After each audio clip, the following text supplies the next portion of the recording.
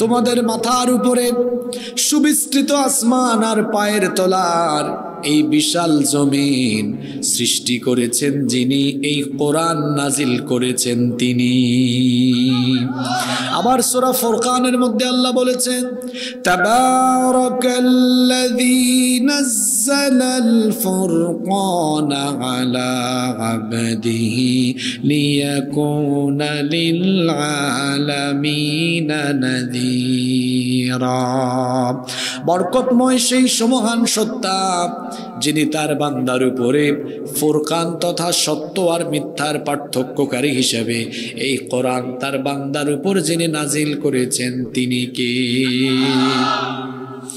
আমার নবী কোরআন নিজে নিজে রচনা করেননি, বরং কোরআন এসেছে আল্লাহর তরফ থেকে। এজন্য আল্লাহ তাআলা বলেছেন, ওয়ামা ইয়ানতিকু আনিল হাওয়া ইন হুয়া ইল্লা ওয়াহয়ুন ইউহা। আমার নবী তার প্রবৃত্তির অনুসরণ করে কোনো কথা বলেননি, তাই বলেছেন তিনি ওহী হিসাবে যা পেয়েছেন এই কোরআন যার তরফ থেকে এসেছে। জোরে বলুন তো তিনি কে? ঈমান আনতে হবে, এটি আল্লাহর কিতাব। আপনারা বলবেন হুজুর 1 নাম্বার দাবি পূরণ হয়ে গিয়েছে, কারণ আমরা তো ঈমান আনছি। এই কথাটা এখানেই সীমাবদ্ধ নয়। কোরআনের প্রতি পরিপূর্ণ ঈমান আনা মানে হলো এটি আল্লাহর তরফ থেকে নাজিল হয়েছে, এই বিষয়ের প্রতি ঈমান রাখার পাশাপাশি এই বিষয়টার প্রতিও ঈমান রাখা যে আমার ব্যক্তি জীবন, পরিবার জীবন, সমাজ এবং রাষ্ট্রীয় জীবনের সকল সমস্যার সমাধান হিসাবে এই কোরআন এসেছে কার পক্ষ থেকে? 1 নম্বর পয়েন্ট মিল আছে। হুজুর আমরা বিশ্বাস করি এটা আল্লাহর কিতাব, এ বিষয়ে কোনো সন্দেহ। এখন যদি বলেন যে ব্যক্তি, পরিবার, সমাজ, রাষ্ট্র সব জায়গায় আল্লাহর দেওয়া কোরআনের আইন চলুক, দেখবেন বহুত আল্লাহর কুতুব এখানেই পাওয়া যাবে, মনে মনে এর সাথে বিদ্বেষ পোষণ করবে। আপনার মসজিদে আগামী জুমাবারে হুজুর যদি আলোচনা করেন আমাদের এই মসজিদ আল্লাহর আইনের ভিত্তিতে চলবে, আল্লাহর আইন অনুযায়ী মসজিদ চলবে, মসজিদের সভাপতি সাহেব সবার আগে হাত তুলে বলবেন হুজুর আমি রাজি আছি, আমাদের মসজিদ আল্লাহর আইনের ভিত্তিতে চলবে। সেক্রেটারি, কোষাধ্যক্ষ, এই এলাকার সব মানুষ বলবে হুজুর আমরা রাজি আছি। খুশি হয়ে হুজুর যদি পরবর্তী পয়েন্টে বলেন যে আল্লাহর বিধান, আল্লাহর আইন, কোরআনের ভিত্তিতে মসজিদ চলবে, সে আল্লাহর আইন, সে আল্লাহর বিধান অনুযায়ী সমাজ চলবে, দেশ চলবে। মসজিদের ভিতরে একটু আগে যারা বলেছিল হুজুর মানি, এদের মধ্যে সিংহভাগ পাওয়া যাবে, এই কথা শোনার পর চেহারা কালো হয়ে গিয়েছে। তাহলে কোরআনকে সে মনে করে এটা জাস্ট একটা ধর্মীয় কিতাব, অর্থাৎ এটা দিয়ে নামাজ, রোজা, হজ, যাকাত বা ইবাদত বন্দেগী করার জন্য এই কিতাবের দরকার। কিন্তু শিক্ষাঙ্গন, আইনাঙ্গন, অর্থনৈতিক অঙ্গন, রাষ্ট্রীয় অঙ্গন পরিচালনার জন্য এটা বাদ। আর আমরা সলিমুদ্দিন কলিমুদ্দিন বহুত বড় পণ্ডিত, আমরা নিজেরা বিভিন্ন আইন বানায়া আমরা সমাজ চালাবো, আমরা রাষ্ট্র চালাবো, এইভাবে করে ধর্মীয় ক্ষেত্রে যারা কোরআনের অনুশাসন মেনে অন্যান্য সেক্টরে কোরআনকে বাদ দেয়, এই সকল লোকেরা কোরআনের ব্যাপারে যথেষ্ট সন্দেহের মধ্যে রয়েছে। এদের ব্যাপারে আল্লাহ বলেছেন আফাতুমিনুনা বিবাদিল কিতাবি ওয়া তাকফুরুনা বিবাদ। তাহলে কি তোমাদের অবস্থা এমন যে তোমরা এই কোরআনের কিছু অংশের উপরে ঈমান আনলে, নামাজ কায়েম করো, তোমাদের উপর রোজা ফরজ, এতটুকুর উপর ঈমান আনলে, আর ওইদিকে যে আল্লাহ বলেছেন ওয়ামাল্লাম ইয়াহকুম বিমা আনজালাল্লাহু ফাউলাইকা হুমুল কাফিরুন ফাউলাইকা হুমুল ফাসিকুন ফাউলাইকা হুমুল যালিমুন। আল্লাহ যে বলেছেন যারা আল্লাহর দেওয়া বিধান অনুযায়ী, আল্লাহর আইন অনুযায়ী বিচার ফয়সালা করে না, সমাজ চালায় না, দেশ চালায় না, এরা হলো কাফের, এরা হলো ফাসিক, এরা হলো জালেম। কথা মোল্লার না আল্লাহর? তো তুমি নামাজ রোজা হজ যাকাত এইগুলাতে ইসলাম মানো, কোরআন মানো, কিন্তু দেখা যায় সমাজ আর রাষ্ট্রের বেলায় কোরআন মানো না। আল্লাহ বলছেন এমনটা যারা করবে দুনিয়াতে তাদের জন্য রয়েছে লাঞ্ছনা এবং আখিরাতে তাদেরকে যিনি শাস্তি দিবেন তিনি কি? ব্যবসা প্রতিষ্ঠান উদ্বোধন করার আগে হুজুর ডেকে এনে কোরআন তেলাওয়াত করে উদ্বোধন করে, কিন্তু ব্যবসা প্রতিষ্ঠান সুদের টাকা ঘুষের টাকা দিয়ে উদ্বোধন করে। তারপর দেখা যায় বিবাহের আগে হুজুর ডেকে এনে হুজুর দিয়ে বিবাহের খুতবা দেওয়া হয়। হুজুর বিবাহের খুতবায় কোরআন কারিমের কয়েকটা আয়াত তেলাওয়াত করেন, কিন্তু যৌতুকের টাকা দিয়ে বিয়ে শাদী হচ্ছে, বিয়ে শাদীতে অনইসলামিক কাজ হচ্ছে। পার্লামেন্ট শুরু হওয়ার আগে পার্লামেন্টে কোরআনে কারিম থেকে তেলাওয়াত হয়, কিন্তু কিছুক্ষণ পরে স্পিকার যখন পার্লামেন্ট মেম্বারদেরকে কথা বলার সুযোগ দেন, সেখানে দেখা যায় কোরআন বিরোধী অনেক আইন পাস হয়ে যায়। এইভাবে করে একদিকে কোরআনের তেলাওয়াত হয় আর অন্যদিকে যদি কোরআন বিরোধী কার্যক্রম হয়, বুঝতে হবে এই মুসলমানের কোরআনের ব্যাপারে পূর্ণাঙ্গ ঈমান নাই, কোরআনের ব্যাপারে তার সন্দেহ আছে। কথা কি বুঝলেন? তাহলে আপনি চিন্তা করে দেখেন তো, এই বাংলাদেশের প্রত্যেকটি সমাজে কত মুসলমান এরকম আছে যারা কোরআনের প্রথম দাবিটা পূরণ করতে পারেনি। এমন মানুষ আছে না? ওর পূর্ণাঙ্গ ঈমান নাই কোরআনের উপরে, অর্থাৎ কোরআন দিয়ে যে সমাজ রাষ্ট্র সব চালানো যায় এ ব্যাপারে তার পূর্ণাঙ্গ ঈমান। আপনি বলবেন হুজুর এই কথা কেন বললেন? তো তার যদি ঈমান থাকতোই তাহলে সে কোরআনের আইন বাদ দিয়ে মানুষের তৈরি করা আইন প্রতিষ্ঠার পেছনে এত দৌড়ায় কেন? শরীরের ঘাম রক্ত আর জীবন যায় কেন?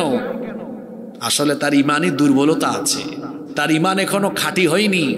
সে মনে করেছে কোরআন এটা হুজুরদের, এটা মুল্লাদের, মৌলবীদের, এটা মসজিদ আর মাদ্রাসায় থাকার জিনিস। আমার রসূল যে কোরআন দিয়ে মসজিদে নববী পরিচালনা করেছেন, সেই কোরআন দিয়ে কি তিনি মদিনার রাষ্ট্র পরিচালনা করেননি? জোরে বলেন, আপনারা করেননি? তা আপনি কত বড় রাষ্ট্রনায়ক আর কত বড় রাজনীতিবিদ হলেন আপনি, যে আপনি কোরআন বাদ দিয়ে দিলেন? পৃথিবীতে কোনো রাজনীতিবিদ, কোনো রাষ্ট্রনায়ক কি নবীজির মতো রাষ্ট্র উপহার দিতে পারবে? নবীজি কোরআন দিয়ে এমন এক রাষ্ট্র উপহার দিয়েছেন যেই সমাজে কোনো চুরি ছিল না, কোনো ডাকাতি ছিল না, অন্যায় ছিল না, জিনা ব্যভিচার ছিল না। একটি সোনালী সমাজ তিনি মানুষকে উপহার দিয়েছেন। সুবহানাল্লাহ। চুরি নাই কেন? কারণ চুরি করলেই তিনি বিচার করেছেন মানুষের আইন দিয়ে না আল্লাহর আইন দিয়ে? তো আল্লাহর আইনে চুরির বিচার হলো, যদি অপরাধ প্রমাণিত হয় চোরের হাত, ডান হাত কেটে দাও। জিনা ব্যভিচার কেন কমে গিয়েছিল? কারণ জিনা ব্যভিচারের শাস্তি হয়েছে কোরআন দিয়ে, আল্লাহর আইন দিয়ে। আল্লাহর আইনে জিনা ব্যভিচারের শাস্তি কি? যদি অবিবাহিত হয়, সূরা নূরে আছে, তাহলে 80টা বেত লাগাতে হবে। আরো আছে শাস্তি, 1 বছরের জন্য তাকে নির্বাসনে পাঠাতে হবে। আর বিবাহিত হলে রজম, প্রস্তরাঘাত করে তাকে হত্যা করতে হবে। অন্যান্য ফৌজদারি দেওয়ানি বিধিবিধানে গেলাম না, শুধু এই 2টা উদাহরণ সামনে রেখে আমি আপনাদেরকে জিজ্ঞেস করতে চাই, যদি বগুড়া আর গোটা বাংলাদেশে চুরি আর জিনার এই যে 2টা শাস্তির কথা কোরআন থেকে বললাম, এগুলা যদি সমাজে রাষ্ট্রে থাকে, আপনারা বলেন তো এই সমাজে আর এই দেশে চুরি দিন দিন বাড়বে না একদম কমে যাবে? জিনা ধর্ষণ বাড়বে না কমবে? আপনি কোরআন দিয়ে একটা চুরির বিচার করে দেখেন, বাদ বাকি সব চোর একদম সোজা হয়ে যাবে। কোরআন দিয়ে একটা ধর্ষণের বিচার করে দেখেন, সব লুচ্চা বদমাশ তারের মতো সোজা হয়ে যাবে। এখন প্রশ্ন হতে পারে, সমাজে কোরআনের আইন কারা চায় না? সেটাও বলে দিয়ে যাই। সমাজে যারা তলে তলে অন্যায় আর অপরাধ জগৎকে নেতৃত্ব দেয়, অন্যায় আর অপরাধ জগৎকে নেতৃত্ব দেয় যারা কোরআনের আইন চায় না তারা। আমার এই কথা আপনার এলাকায় মিলায় নিয়েন। কারা কোরআনের আইন চায় না? যারা টেন্ডারবাজি করে, যারা তাজাবাদি করে, যারা ধর্ষণ করে, যারা লুণ্ঠন করে, যারা জনগণের মাল খায়, যারা দুর্নীতি করে, এই রকম যারা অন্যায় অপরাধ জগতের সাথে নিজেকে শামিল রেখেছে, এই সকল লোকেরা মসজিদে মাদ্রাসায় আল্লাহর আইন চাইলেও সমাজ আর রাষ্ট্রে আল্লাহর আইন তারা চায় না। কথা কি বোঝা গেল? এখন আমরা কি এই ধরনের মুনাফিক মার্কা মুসলমান হব না খাঁটি মোমেন হব? তাহলে খাঁটি মোমেন হতে হলে এখানে বসে আজকে এই সিদ্ধান্ত আমাদেরকে নিতে হবে, আমরা পূর্ণাঙ্গ ঈমান আনলাম এটি আল্লাহর কিতাব, এবং এই বিষয়ে ঈমান আনলাম আমার জীবনের সকল দিক এবং বিভাগের চূড়ান্ত গাইডলাইন এবং একমাত্র সংবিধান কোরআন, যা আমার ব্যক্তি থেকে নিয়ে আমার রাষ্ট্র পর্যন্ত সব জায়গায় এই কোরআন আমাদেরকে নাজাতের পথ, মুক্তির পথ দেখাবে। এই বিষয়ে একমত? আমি দুর্বল ইমানদার দেখতে পারি না। এই বিষয়ে একমত না দ্বিমত? হাত নামান। যদি একমত হন তো ভালো, নাও টেক ইউর ডিসিশন, সিদ্ধান্ত নিন। যদি সিদ্ধান্ত নিতে পারেন আলহামদুলিল্লাহ, 1 নাম্বার দাবি আপনি পূরণ করতে পারলেন। তাহলে মনে রাখতে হবে কোরআনের 1 নাম্বার দাবি হলো এই কোরআনের প্রতি পূর্ণাঙ্গ ঈমান আনা। মনে থাকবে? মিলান আজকে বাকিগুলা কয়টা পূরণ করছেন? জান্নাত কি মামুবাড়ি এত সোজা? নাম্বার 2, কোরআনে কারীমের 2 নাম্বার দাবি হলো এই কোরআন বিশুদ্ধভাবে তিলাওয়াত করা। আমি খাবার দাবারের পরে আরো 8-10 মিনিট টাইম গেছে, নামাজ পড়েছি, কিন্তু আমি তো বলছি আসার টাইমে মসজিদে নামাজে ঢুকছি, তো নামাজ পড়ে আবার এখানে নামাজ পড়লাম কেন? আপনাদের শিবগঞ্জে ঢুকার পরে এক মসজিদে ঢুকলাম এশার নামাজের জন্য। আমি বড় অবাক, মসজিদের ইমাম সাহেব তার 100 ভাগের মধ্যে 80 ভাগ তিলাওয়াতের মাখরাজ, হরফের উচ্চারণ সঠিক নয়। তাকে কে এই মসজিদ তো অনেক বড় দেখলাম, সুন্দর মসজিদ, মাখরাজ ঠিক নেই, মাখরাজ ঠিক নাই, হরফের উচ্চারণ যদি, প্রোনাউন্সিয়েশন যদি ঠিক না হয় তো এটা তো লাহনে জালির কাতারে চলে যাবে, নামাজ বাতিল হয়ে। সে আইনের উচ্চারণ করে হামজার মতো। এখন আইন উচ্চারণ হয় কোথার থেকে? ওয়াসাতে হালক, গলার মাঝখান থেকে। আইন মনে করেন আলহামদুলিল্লাহি রাব্বিল আলামিন, তাই না? আব্দুন বা না'বুদু, এটাকে কেউ যদি বলে না'বুদু, আইনকে যদি হামজা পড়ে অর্থ ঠিক থাকবে? থাকবে না। তো উনি পড়ছেন উনি একটা আয়াত পড়ছেন যে শাইআকে পড়ছেন, শাইআ, হামজাকে আইন, আইনকে হামজা। 2 রাকাতের তিলাওয়াতের যা অবস্থা, এখন নামাজ তো ভাঙতে পারি না। সালাম ফেরানোর পর তাকাইলাম, তারপরে বলে আসলাম যে মসজিদ কমিটির সতর্ক হওয়া উচিত। কমিটি ইমাম নিয়োগ দিবে না, ইমাম নিয়োগ দিবেন যদি মসজিদের খতিব থাকেন, খতিব সাহেব ইন্টারভিউ নেবেন, অথবা আশেপাশের কোনো কমি মাদ্রাসা, আলিয়া মাদ্রাসার প্রিন্সিপাল, মুহতামিম, শাইখুল হাদিস, মুফাসসির, মুহাদ্দিস, উনারা ইমাম নিয়োগ দিবেন। কোনো সভাপতি আর সেক্রেটারি ইমাম নিয়োগ দিলে মসজিদে এই জাতের ইমাম থাকবে। সভাপতি আর সেক্রেটারি কিসের ইমাম নিয়োগ দিবে? অত নিজেরা আউযুবিল্লাহ সহি না। খুব কষ্ট পেয়েছি আমি। এখানে আইসা আবার নামাজটা আদায় করে তারপরে উঠলাম। আমি নিজে আলিয়া মাদ্রাসায় পড়েছি। কওমি মাদ্রাসার প্রশংসা আমি একদিকে করি, আলহামদুলিল্লাহ কওমি মাদ্রাসার প্রায় সকল ছাত্রদের তিলাওয়াতটা তাদের সহি থাকে। আমাদের আলিয়া মাদ্রাসায়ও সহি ছিল, আমরাও তো আলিয়া মাদ্রাসায় পড়ে আসছি। আগে কোরআন তাজবিদ সহকারে পড়ানো হতো, এখন কি হয় আমি জানি না। এ অবস্থা কেন? আল্লাহর কোরআন বিশুদ্ধভাবে তেলাওয়াত করতে হবে।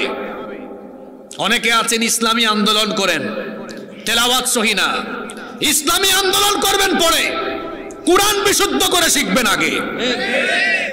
কিসের ইসলামী আন্দোলন করেন আপনি?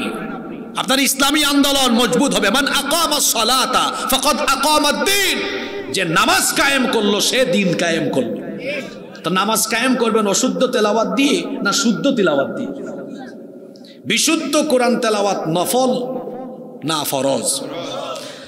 আজকাল অনেক বক্তা বের হয়েছে, এদেরও তেলাওয়াত সহি না। কোরআনে কারীমকে সুন্দর করে পড়তে হয়, যেভাবে মন চায় সেভাবে কোরআন তেলাওয়াত করলে হয় না। আল্লাহ তাআলা সূরা মুজাম্মিলের মধ্যে বলেছেন, ওয়ারাত্তিলিল কুরআনা তারতিলা, তোমরা তারতিলের সাথে অর্থাৎ তাজউইদের সাথে, তাজউইদ প্রয়োগ করে তাজউইদের নিয়ম নীতি অনুযায়ী কোরআনকে বিশুদ্ধভাবে তেলাওয়াত করো। বিশুদ্ধভাবে কোরআন তেলাওয়াত করা হলো ফরজ। এজন্য বিশুদ্ধ কোরআন আপনাকে শিখতে হবে, শিখলে পরে মানুষকেও শেখাতে হবে। আর যারা এই কাজে লিপ্ত থাকে, আল্লাহর নবী তাদের ব্যাপারে বলেছেন, খায়রুকুম মান তাআল্লামাল কুরআনা ওয়া আল্লামা, তোমাদের মধ্যে তারা সবচাইতে উত্তম যারা নিজে কোরআন শিখে এবং অন্য মানুষকে বিশুদ্ধ কোরআন শেখায়। সুবহানাল্লাহ। বাংলাদেশে দাবি করা হয় 90% মুসলমান। এই 90%-এর মধ্যে 85% হবে যাদের তিলাওয়াতি সহি নাই। আপনি আমার সাথে একমত হইলে হন, না হইলে নাই, এটাই সত্য কথা। এই যে কোরআন এখনো বিশুদ্ধভাবে শিখলেন না, আমি বললাম কোরআনের 9টা হক, 2 নাম্বার হকেই তো আপনি আটকায় গেলেন, ধরা পড়ে গেলেন। বাকিগুলাতে কোন দিন যাবেন? এখনো বিশুদ্ধভাবে আপনি কোরআন তেলাওয়াত করতে পারেন না। অনেকে আছে এমন টেকনিক অবলম্বন করে, কই হুজুর আমার বাড়িতে তো ওই দেখেন এখানে মনে পাইয়াও গেছি, হ্যাঁ দেখছেন কারবার বাংলা উচ্চারণ আছে। এখন হুজুর বলেন তো, এই যে কলু হাদা, এখানে ক ব সংযুক্ত আকার, এখানে কি লেখা আছে? কা। হুজুররা বলেন এটা কি কা না ক? ক। কেন? কফ এটা মোটা অক্ষর, আরবি 29টা অক্ষরের মধ্যে মোটা অক্ষর 7টা, তাই না? সদ, দদ, ত, দ, খ, গইন, কফ। যেমন অনেকে বলে আইন গাইন, এটা গাইন না, গইন। হ্যাঁ, তারপর অনেকে বলে কি বলে, মনে কর দোয়াদ, দোয়াদ নয় দদ, তাই না? অনেকে বলে তুয়া জুয়া। আহা, হাসতেছেন কেন? এগুলো সেন্সিটিভ বিষয় তো। ইংরেজি আপনি বলতেছেন স্টুডেন্ট, ব্রিটিশ আসতে বলে কি পড়ছে শোনা, তো উচ্চারণ হবে স্টুডেন্ট, তাই না? আমিও হয়তো তাদের মতো উচ্চারণ করতে পারছি না, আমার দুর্বলতা আছে, তাই না? তো হয়তো সর্বোচ্চ হাসবে। আপনি ব্রিটিশ উচ্চারণ না পারলে ব্রিটিশ শুনলে হাসবে, কিন্তু কোরআন আপনি অশুদ্ধ তিলাওয়াত করলে এটা হাসি ঠাট্টা নয়, এটা লানতের কাতারে যাবে। রুব্বা কারিউলিল কুরআনি ওয়াল কুরআনু ইয়ালআনুহু, কোরআনের এমন বহু তেলাওয়াতকারী আছে, এরা কোরআন তেলাওয়াত করে আর কোরআন খালি এদেরকে লানত দেয়। এরা কারা? ওই যে আছে ক্বালু হাযাল্লাযী রুযিকনা মিন ক্বাবলু ওয়া উতু বিহি মুতাশাবিহা। এখন সে পড়তেছে ওই যে, ওই দেখেন কালু, আল্লাহ আমাকে মাফ করেন, কালু হাযাল্লাযী রুযিকনা মিন ক্বাবলু ওয়া উতু বিহি মুতাশাবিহান। এই বাংলা দেখে পড়ছি আমি। আল্লাহ তুমি আমাকে ক্ষমা করে দাও, আমি মানুষকে বোঝানোর জন্য এভাবে তোমার কিতাব পড়লাম। তো এই যে বাংলা দেখে দেখে পড়লো, একটা অক্ষরের হক আদায় হয়নি। ওই রকম কোরআন পড়বে আর গুনাহগার হবে, কোরআন পড়বে আর গুনাহগার হবে, পড়বে আর গুনাহগার হবে, পড়বে আর গুনাহগার হবে।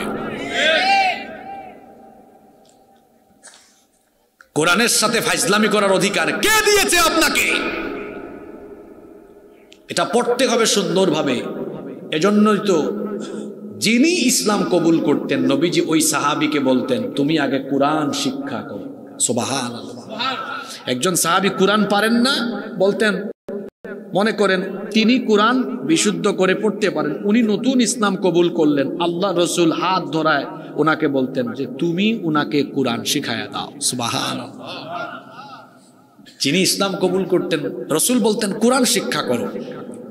বলেন তো কোরআনের সর্বপ্রথম নাজিল হওয়া শব্দ কি? তাহলে এইটা বলে কোরআন শিক্ষা নফল করা হয়েছে না ফরজ করা হয়েছে? এবার আসেন বিশুদ্ধভাবে কোরআন তেলাওয়াত না করলে কি হয়। আমি কয়েকটা পয়েন্ট বলি। 1 নাম্বার পয়েন্ট হলো যারা বিশুদ্ধভাবে কোরআন তেলাওয়াত করে না এদের নামাজ হয় না, এদের নামাজ নষ্ট হয়ে যায়। 60 বছর 65 বছর ধরে নামাজ আদায় করেন আর নামাজে দাঁড়ায়া বলেন কোরআনকে ব্যঙ্গ বিদ্রুপ করে আপনি পড়েন আলহামদুলিল্লাহি রাব্বিল আলামিন, আল্লাহ আমারে ক্ষমা করেন। আহা, কি জাতের মুসলমান হলেন, এখনো আল্লাহর কালামের প্রথম সূরা খোলার পরে প্রথম আয়াতটা সুন্দর করে বলতে পারলেন না। এটা সুন্দর করে শুদ্ধ করে বলা উচিত। আলহামদুলিল্লাহি রাব্বিল আলামিন আর রহমানির রহিম মালিকি ইয়াউমিদ্দিন ইয়্যাকা না'বুদু ওয়া ইয়্যাকা নাস্তাঈন ইহদিনাস সিরাতাল মুস্তাকিম صراط الذين أنعمت عليهم غير المغضوب عليهم ولا الضالين।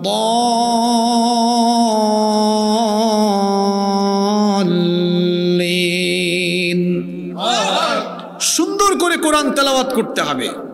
বিশুদ্ধ করে কোরআন তেলাওয়াত না করলে নাম্বার তার 5 ওয়াক্ত শেষ, তার তাহাজ্জুদও। আমার বিশ্ববিদ্যালয় জীবনের একটা ঘটনা মনে পড়ল। ওই স্যার এখন কানাডায় আছেন, আল্লাহ স্যারকে হেফাজত করেন। তো স্যার খুব আন্তরিক ছিলেন। একবার সন্ধ্যার পরে স্যারের বাসায় আমরা গেলাম, করলেন পরীক্ষা দিয়েছি কয়েকদিন আগে। আমাদের ক্লাসের একজনের খাতা বের করে বললেন দেখো ও প্রায় 51 পৃষ্ঠা লিখেছে। আমি তার নাম্বার দিয়েছি 1। কত নাম্বার? আমরা অবাক হয়ে বললাম স্যার এত পৃষ্ঠা লিখেছে 1 পাইছে কেমনে? স্যার বললেন ও প্রশ্ন আছে একটা আর লিখেছে আরেকটা খাতা দেখায় বললেন দেখো ও মাত্র 15-16 পেজ লিখেছে, সে A+ পেয়েছে। একজন A+ পেয়েছে, লিখেছে কম, কোয়ান্টিটি পরিমাণ কম। আরেকজন লিখেছে বেশি, কোয়ান্টিটি বেশি, নাম্বার পাইছে কম। একজন কম লিখে বেশি নাম্বার পেয়েছে কারণ লিখার কোয়ালিটি ভালো। 100 রাকাত নামাজ আদায় করেছে, তিলাওয়াত সহি না, কোয়ান্টিটি বেশি, নামাজের কোয়ালিটি আল্লাহর কাছে নাই। 2 রাকাত নামাজ আদায় করেছে, বিশুদ্ধ তিলাওয়াত, নামাজে খুশু আছে, মনোযোগ আছে, রুকু সুন্দর, সাজদা সুন্দর, রুকু সাজদা তাদিলে আরকান ধীরে স্থির ভাবে আদায় করেছে, নামাজ পড়ছে 2 রাকাত, কোয়ালিটিফুল নামাজ আল্লাহর দরবারে কবুল হয়ে গেছে। 100 রাকাত নামাজ আদায় করেছে। নামাজ চোর নাই, এটা আমার কথা না, শুনেন আল্লাহ রসুল হাদিসে আসছে, আল্লাহ রসুল বললেন আসওয়াউন নাসি সারিকা আল্লাযী ইয়াসরিকু মিন সালাতি, সবচেয়ে নিকৃষ্ট চোর হলো যে নামাজ চুরি করে। সাহাবীরা জিজ্ঞেস করলেন ওয়া কাইফা ইয়াসরিক সালাতাহু ইয়া রাসূলুল্লাহ, বলেন সাল্লাল্লাহু আলাইহি ওয়াসাল্লাম নামাজ আবার চুরি করে কেমনে? আল্লাহ রাসূল বলবেন দেখবা কিছু লোক আছে লা ইউতিম্মু রুকুআহা ওয়ালা সুজুদাহা ওয়ালা খুশুআহা, কিছু মুসল্লি আছে এদের নামাজে রুকু সাজদা খুশু পরিপূর্ণভাবে আদায় করে না। দেখবেন কিছু মুসল্লি আছে আল্লাহু আকবার আসে না, খুব দ্রুত গতিতে, তার নামাজ দেখলে মনে হয় ও ফিজিক্যাল এক্সারসাইজ করছে। রসুলের ভাষায় এরা নামাজ চোর। এরা কি চোর? তো কোয়ান্টিটি নয়, কোয়ালিটি নিশ্চিত করেন। বলছিলাম বিশুদ্ধভাবে তেলাওয়াত না জানলে কি ক্ষতি হয়? 1, আপনার নামাজ বাতিল। আর পরের 2টা পয়েন্ট বলবো,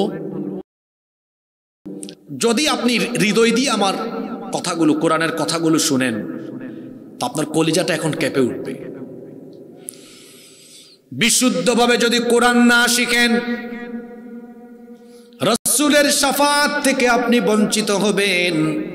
বলেন তো দেখি, কিয়ামতের দিন জান্নাতে যাওয়ার জন্য, নাজাত পাওয়ার জন্য রাসূলের সুপারিশের শাফাতের দরকার আছে না নাই?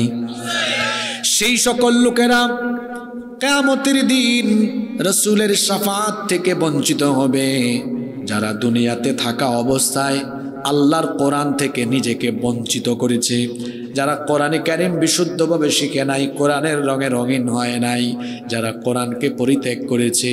আল্লাহর রাসূল কিয়ামতের ময়দানে তাদের বিরুদ্ধে আল্লাহর আদালতে অভিযোগ করে কি বলবেন শোনেন। কোরআনে কারীমের 25 নম্বর সূরা সূরাতুল ফুরকানের 30 নম্বর আয়াতে এসেছে, আল্লাহ তাআলা বলছেন, রাসূল সেদিন বলবেন, ওয়াকালার রাসূলু ইয়া রাব্বি ইন্না কওমি ইত্তাখাযু হাযাল কুরআনা মাহজুরা। রাসূল সেদিন বলবেন, ইয়া রাব্বি, হে রব, ইন্না কওমি ইত্তাখাযু হাযাল কুরআনা মাহজুরা, নিশ্চয়ই আমার উম্মতের এই লোকগুলো দুনিয়াতে কোরআন পরিত্যাগ করেছে, কোরআনের কাছে যায় নাই, শিখে নাই, কোরআনের রঙে রঙিন হয় নাই। এজন্য আজ কিয়ামতের ময়দানে আমি রাসূল তাদেরকে পরিত্যাগ করলাম, তাদেরকে ছেড়ে গেলাম। ওইদিকে তাকায় কি দেখেন? আমার এই কথার চাইতে কি এদিকে তাকানো গুরুত্বপূর্ণ? কি বলছি বুঝছেন আপনি? রাসূল বলবেন, এরে আমি ত্যাগ করলাম, তারে তার কোন বাপ বাঁচাবে? তার কোন বাপ তাকে বাঁচাবে? আর কথার ওজন বুঝতেছেন আপনি? ইন্না কওমি ইত্তাখাযু হাযাল কুরআনা মাহজুরা, নিশ্চয় আমার কওমের এই ব্যক্তি কোরআন পরিত্যাগ করেছে, আমিও পরিত্যাগ করব। কে বাঁচাবে আপনাকে? কোরআন বিশুদ্ধ করে না শিখার 3টা ভয়াবহ পরিণতি বলছি, পয়েন্ট মনে রাখেন। 1, নামাজ হবে না, দুনিয়ার কোন বড় আলেমকে গিয়ে জিজ্ঞেস করবেন, করেন গিয়া। নামাজে বিশুদ্ধ তেলাওয়াত করা ফরজ, বিশুদ্ধ তেলাওয়াত। 2, যে ব্যক্তি কোরআন বিশুদ্ধভাবে তেলাওয়াত করবে না সে রাসূলের সুপারিশ। 3, যে ব্যক্তি বিশুদ্ধভাবে কোরআন তেলাওয়াত শিখবে না এই ব্যক্তির জন্য আল্লাহ তাআলা দুনিয়া আর আখিরাতে আল্লাহর তরফ থেকে মোট শাস্তি রেখেছেন 3টা। কথা বুঝে থাকলে বলেন তো, ওই ব্যক্তির জন্য আল্লাহর তরফ থেকে বরাদ্দ শাস্তির সংখ্যা কয়টা? আসুন তো কোরআন থেকে জেনে নেই। কোরআনে কারীমের 20 নম্বর সূরা সূরাতুত তাহা এর 124 নম্বর আয়াত থেকে আল্লাহ তাআলা বলছেন, ওয়ামান আ'রাদা আন যিকরি ফাইন্না লাহু মাঈশাতান দানকা ওয়া নাহশুরুহু ইয়াওমাল কিয়ামাতি আ'মা। আল্লাহ তাআলা বলছেন, আর যারা আমার উপদেশ সম্বলিত এই কিতাব থেকে মুখ ফিরিয়ে নিবে, ফাইন্না লাহু মাঈশাতান দানকা, নিশ্চয়ই আমি তাদের দুনিয়ার জীবনকে সংকীর্ণ করে দিব। মুফাসসিরিনে কেরাম এই মাঈশাতান দানকার ব্যাখ্যায় অর্থ দিয়েছেন মোট 2টা। জুড়ে বলেন কয়টা? 1 নম্বর ব্যাখ্যা তারা দিয়েছেন, অর্থাৎ ওই ব্যক্তির দুনিয়ার জীবনকে আল্লাহ সংকুচিত করে দিবেন, তার জীবনের সুখ শান্তি আল্লাহ কেড়ে নেবেন। টাকা পয়সা, গাড়ি বাড়ি, নারী প্রভাব প্রতিপত্তি দিয়ে সুখী হওয়া যায় না। অনেকের গাড়ি আছে, সুন্দরী নারী আছে, টাকা আছে, ক্ষমতা আছে, তারপরেও রাতের বেলা ঘুমাতে পারে না। আবার অনেকে আছে, সুন্দরী বউ নাই, সুন্দর গাড়ি নাই, বাড়ি নাই, ক্ষমতাও নাই, দেখবেন মনে সুখ আছে, রাতের বেলা ঘুমও আছে। আছে না নাই? সুখ শান্তি এটা আল্লাহর তরফ থেকে আসে। এই আয়াত আপনি আপনার সমাজের মানুষের সাথে মিলায়া দেখেন, যাদের জীবনে কোরআন নাই, গিয়ে দেখেন টাকা পয়সা গাড়ি বাড়ি সব থাকলেও এদের জীবনে সুখ নাই। আল্লাহ এদের সুখ নিজে কেড়ে নিয়েছেন। আল্লাহ যদি কারো সুখ কেড়ে নেন, তাকে কি কেউ আর সুখ দিতে পারবে নাকি? সুখ শান্তি দেওয়ার মালিক কে? আল্লাহ বলছেন যে ব্যক্তি কোরআন থেকে মুখ ফিরাবে আমি তার জীবনের সুখ কেড়ে নিব। এই মাঈশাতান দানকার ব্যাখ্যায় মুফাসসিরিনে কেরাম 2 নাম্বার যে অর্থ বা ব্যাখ্যা দিয়েছেন সেটা হলো এই ব্যক্তিকে যখন কবরে রাখা হবে কবর তার জন্য সংকুচিত হয়ে যাবে, সংকীর্ণ হয়ে যাবে। একদিন আমি আপনি আমরা সবাই কবরের বাসিন্দা হয়ে যাব। এই গ্রামেও হয়তো কবরস্থান আছে, গোরস্থান আছে, এখানে একদিন আমাকে আপনাকে শুয়ে যেতে হবে। এই কবর অত্যন্ত সংকীর্ণ জায়গা। বাড়িতে আপনার খাট হলো 7x4, 4.5, 7x5, এত বড় খাটে আপনি থাকেন, কিন্তু কবর হলো মাত্র 3.5 হাত সংকীর্ণ। এই কবরে যদি এমন ব্যক্তি হয় যে ব্যক্তি দুনিয়াতে কোরআন শিখে নাই, তাকে রাখা মাত্রই মানুষ কবর দিয়ে যখন উঠে যাবে 3.5 হাত কবর তার জন্য 3.5 হাত থাকবে না। 2 পাশের কবরের মাটি আস্তে আস্তে আস্তে আস্তে করে চাপতে চাপতে চাপতে চাপতে তাকে এমন জুড়ে চাপ মারবে তার এক পাশের পাজরে গিয়ে অন্য পাশের পাজরে এভাবে ঢুকে যাবে। নাউযু বিল্লাহি মিন। এইভাবে করে তার উপরে শাস্তি চলতে থাকবে চলতে থাকবে ইলা ইয়াউমি ইউবাসুন, পুনরুত্থান দিবস পর্যন্ত শাস্তি চলবে। 3 নাম্বার শাস্তি হলো ইসরাফিল যেদিন শিঙ্গা বাজাবে, কিয়ামত ঘটবে, কবর খুলে যাবে, ওই লোক কবর থেকে কেমনে উঠবে? আল্লাহ তাআলা পরের আয়াতে বলছেন ওয়া নাহশুরুহু ইয়াউমাল কিয়ামাতি আমা, আমি এদেরকে অন্ধ করে চক্ষু আলোহীন করে আমি কবর থেকে উঠায় হাসরের মাঠে এদেরকে একত্রিত করব। কিন্তু এই মানুষগুলো দুনিয়াতে অন্ধ ছিল, দুনিয়ায় অন্ধ ছিল না, দুনিয়াতে চোখে দেখতো। এরা যখন কবর থেকে অন্ধ অবস্থায় উঠবে, হাসরের ময়দানে অন্ধ অবস্থায় যখন যাবে, তখন তারা আল্লাহ তাআলার কাছে অভিযোগ করে বলবে ক্বালা রাব্বি লিমা হাশারতানি আমা ওয়া ক্বাদ কুনতু বাসীরা, হে রব তুমি আমাকে অন্ধ করে দিয়েছো কেন? আমি তো দুনিয়াতে চক্ষুষ্মান ছিলাম, চোখে দেখতাম, কেন আমাকে অন্ধ বানিয়ে দিলে? আল্লাহ তাআলা তখন তাকে বলবেন কাযালিকা আতাতকা আয়াতুনা ফানাসিতাহা ওয়া কাযালিকাল ইয়াউমা তুনসা। ঘুমাই গেছেন না আছেন? আল্লাহ বলবেন তোমার কাছে না আমার কিতাব ছিল, আমার কিতাবের আয়াত ছিল, বাংলা দেখলা, ইংরেজি দেখলা, আমার আকাশ দেখলা, জমিন দেখলা, গুন্ডামি করলা, মাস্তানি করলা, এই চক্ষু দিয়ে কোরআন দেখলা না, চোখ থাকার পরেও তুমি কোরআন দেখলা না, আমার কিতাবকে তুমি ভুলে গেলে, এজন্য তোমার এই চক্ষুকে অন্ধ বানালাম। দুনিয়াতে আমার কিতাব কোরআনকে তুমি যেভাবে ভুলে গিয়েছিলে, আজ হাসরের মাঠে তোমার মতো গোলামকে আমি আল্লাহ ভুলে গেলাম। দেখি তো আমার কনসেন্ট্রেট শ্রোতা এখান থেকে আমি বের করি। এতক্ষণ যা আলোচনা হয়েছে 30 সেকেন্ডে একটু রিভিশন করি। আজকের আলোচনার টাইটেল, টপিক, মানুষের প্রতি কোরআনের কয়টি দাবি? কয়টা বলেছি? 2টা। 1 নাম্বার কি বলেছি? কোরআনের উপরে শতভাগ ঈমান আনা। 2, কোরআন বিশুদ্ধভাবে কোরআন না শিখার শাস্তি বলেছি কয়টা? 1 নাম্বার নামাজ, 2 নাম্বার রসুলের সুপারিশ, 3 নাম্বার আল্লাহর তরফ থেকে শাস্তি বরাদ্দ। 1 নাম্বারে মাশাআল্লাহ আমার এই চাদরওয়ালা ভাই খুব মনোযোগী, শুকরান, ধন্যবাদ আপনাকে। 1 নাম্বার সুন্দর বলেছেন, দুনিয়ার সুখ আল্লাহ কেড়ে নেবেন। 2, কবরকে সংকীর্ণ করে দেওয়া হবে। 3,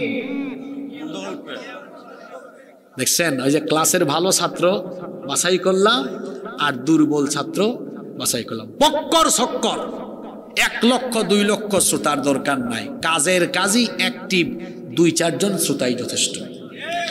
যুগ জামানা পাল্টে দিতে চাই না অনেকজন, একজনই আনতে পারে জাতির জাগরণ। একটা বাস্তব সত্য কথা হলো, আমরা তো একাডেমিক লাইন থেকে উঠে আসা মানুষ, অর্থাৎ একাডেমিক লাইফ থেকে গড়ে ওঠা মানুষ।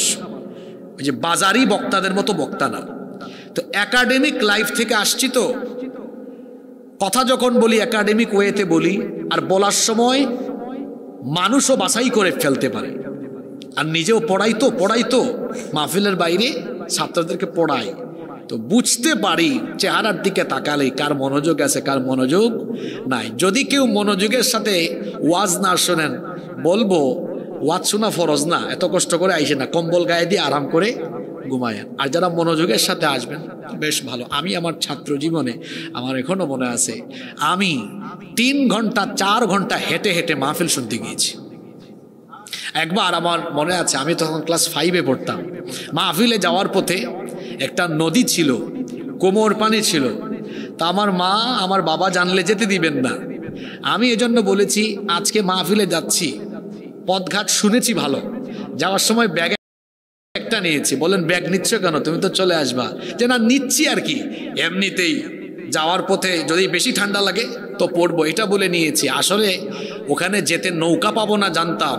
কোমর পানি, নদী মোটামুটি লম্বা ছিল, কোমর পানিতে ভিজে গিয়েছি। ওই পারে গিয়ে কাপড় চেঞ্জ করে ভিজা কাপড় ওইটাতে ঢুকাইছি।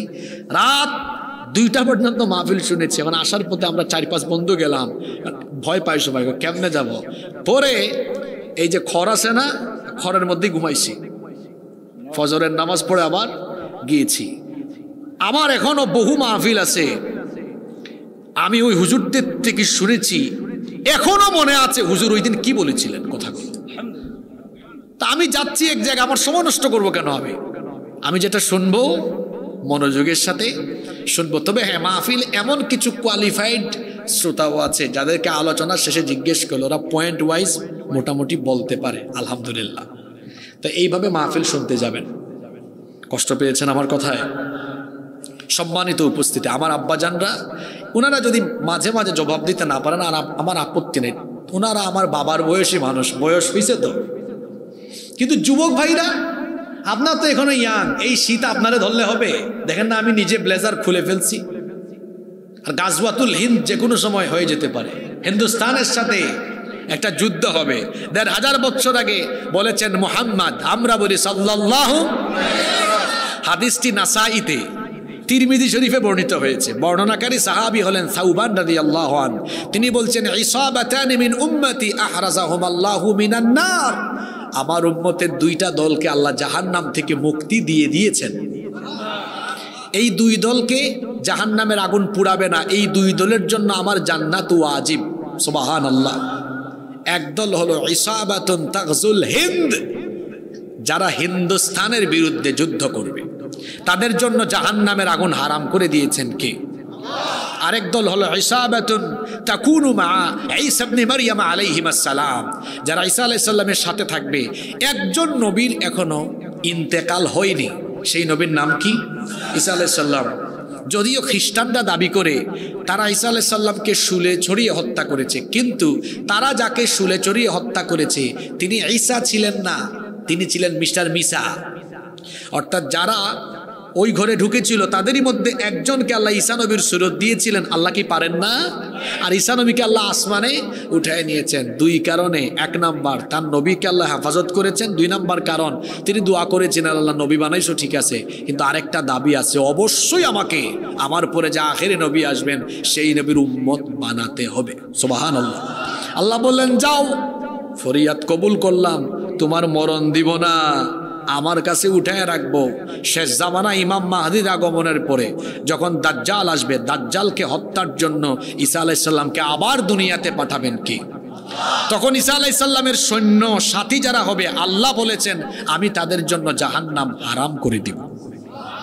ঈসা আলাইহিস সালাম আসবেন সিরিয়ার দামেস্কের পূর্ব দিকের সাদা গম্বুজওয়ালা একটি মসজিদে ফজরের নামাজের সময় 2 জন সাহাবীর কাঁধের উপর অবতরণ করে, 2 জন সাহাবীর কাঁধের উপর ভর করে ওই মসজিদে অবতরণ করবেন। আল্লাহু আকবার। সিরিয়া এটা পবিত্র ভূমি, কোরআনে কারিমে এটাকে বলা হয়েছে আল আরদুল মুকাদ্দাসা। এটা শাম। হাদিসে শামের অনেক ফজিলত আছে। শাম হলো বর্তমান সিরিয়া, ফিলিস্তিন, লেবানন আর জর্ডান। এই রাষ্ট্রের যে আয়তন, এই রাষ্ট্রগুলোর নবীর সময় এই রাষ্ট্রগুলোর আয়তন নিয়ে গড়ে ওঠা দেশের নাম ছিল শাম। ফিলিস্তিন শামের অন্তর্ভুক্ত, সিরিয়া শামের অন্তর্ভুক্ত, এই দেশগুলোর জন্য আল্লাহ রাসূল দোয়া করে গিয়েছেন, আল্লাহুম্মা বারিক লানা ফি শামিনা ওয়া ফি ইয়ামানিনা, আল্লাহ আমাদের শামে আমাদের ইয়ামেনে তুমি বরকত দাও। সুবহানাল্লাহ। তো আসতে বললেন মাহফিলে আপনারা ঠিক জোরে বলেন সুবহানাল্লাহ, আল্লাহু আকবার বলতে পারেন না। এই যে আমি এতক্ষণ ধরে কথা বলতেছি, ঠিক কি না, ঠিক না বেঠিক বলেছি একবারও? কেন বলি নাই? আপনি বললে, আপনি ঠিক বললেও কোরআনের কথা ঠিক, কিছু না বললেও ঠিক, কোরআনের কথা এমনি ঠিক। বরং কোরআন শুনতে আসলে বলতে পারেন সুবহানাল্লাহ, আল্লাহু আকবার। আপনি আল্লাহর বরত্ব ঘোষণা করতে পারেন, আল্লাহর প্রশংসা করতে পারেন। যেমন শুনছেন আল্লাহ 2 দলকে জাহান্নাম থেকে মাফ করে দিবেন, সুবহানাল্লাহ সুবহানাল্লাহ। আপনি বললেন ঠিক, ফজিলত কোথায় এটার? কিন্তু সুবহানাল্লাহ বলার ফজিলত, আল্লাহু আকবার বলার, আলহামদুলিল্লাহ বলার ফজিলত আছে। তো মাহফিলে ঠিক ঠিক এটা বাদ দেন, বরং এই যে হাদিস পড়লাম 2 দলকে আল্লাহ জাহান্নাম থেকে মাফ করে দিবেন, সুবহানাল্লাহ। ইসাবাতুন তাগজুল হিন্দ, যারা হিন্দুস্তানের বিরুদ্ধে যুদ্ধ করবে, শুনছেন আল্লাহু আকবার। আর যুদ্ধের কথা শুনলেই তো মুসলমান বলে আল্লাহু আকবার। সওয়াব হইছে না গুনাহ হইছে? আর আমি বললাম হিন্দুস্তানের বিরুদ্ধে যুদ্ধ হবে, ঠিক, সওয়াব হইছে? জোরে বলেন সওয়াব হইছে? সময় কাজে লাগাবো ইনশাআল্লাহ। তো বলছিলাম সিরিয়ার কথা। এই সিরিয়া, এই শামের ভূমি হবে আরদুল মাহশারি ওয়াল মানশার, এটা হবে হাসরের ময়দান। আল্লাহ রসুল বলেছেন এটা হবে আগামীর পৃথিবী পরিচালনার কেন্দ্রবিন্দু। ইমাম মাহদি গোটা দুনিয়া শাসন করবেন, আর হেডকোয়ার্টার, হেড অফিস, তার অফিস থাকবে সিরিয়ায়। সুবহানাল্লাহ বলবেন না? এই সিরিয়া কালকে বাশার আল আসাদ, আসাদ পরিবার মুক্ত হয়েছে, হ্যাঁ, বিমানে করে পালাইছে। এই সুন্নত তো আমার দেশের উনি শুরু করেছেন, ঠিক কিনা? কোন জালেম, আমরা গত 15 বছর ধরে বলে আসতেছি ওয়াজ মাহফিলগুলোতে যে স্বৈরাচার আর জালেমদের পতন খুব সাংঘাতিক ভাবে হয়। আপনারা খালি বলতেন হুজুর আসবে তো, বুঝলাম কখন আসবে, অধৈর্য হয়ে গিয়েছিলেন। আল্লাহর কোরআনের কথা সত্য, পৃথিবীর কোন জালেম, কোন স্বৈরাচারের সম্মানজনক বিদায় হয় নাই, আল্লাহ বেইজ্জত করে দিয়েছেন সবগুলোকে। এজন্য জুলুম করা যাবে। তা আমি যেখানে ছিলাম সেখানে যাচ্ছি, ওই বলছিলাম আর কি যে হিন্দুস্তানের বিরুদ্ধে যুদ্ধ হবে। এখন ঠান্ডা ধরলে হবে? শীতকে আপনারা ধরতে হবে। কষ্ট হচ্ছে আপনাদের? আচ্ছা, আমি যদি ধরেন আর আপনাদের থেকে বেশি না, যদি 20 মিনিট সময় চেয়ে নেই, আপনারা কি আমার উপর রাগ করবেন? রাগ করবেন? আরো পারবেন না? আচ্ছা, দেখা যাবে। আরো পারবে না? মাশাআল্লাহ, আল্লাহ কবুল করেন। তাইলে আমাদের প্রতি এটা বললাম, টেস্ট করলাম আর কি, আমি তাকাই এলাম টেস্ট।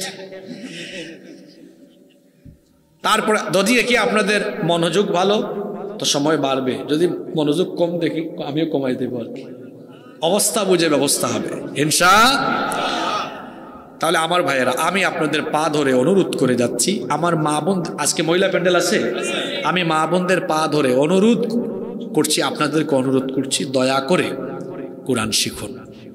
আমি এই মসজিদের সম্মানিত কমিটির দায়িত্বশীল বৃন্দকে অনুরোধ করে যাব, আপনারা এই মসজিদের সম্মানিত ইমাম এবং খতিব সাহেবকে দিয়ে একটি বিশুদ্ধ কোরআন শিক্ষা সেন্টার চালু করুন। আছে আলহামদুলিল্লাহ, আমি খুশি হয়েছি, কিন্তু আমি চাইবো না ফ্রি না। মনে রাখবেন, বাঙালি ফ্রি জিনিসের দিকে দৌড়ায়, আর যেটা ফ্রি ওইটা মানুষ মূল্যায়ন করে শিখে না।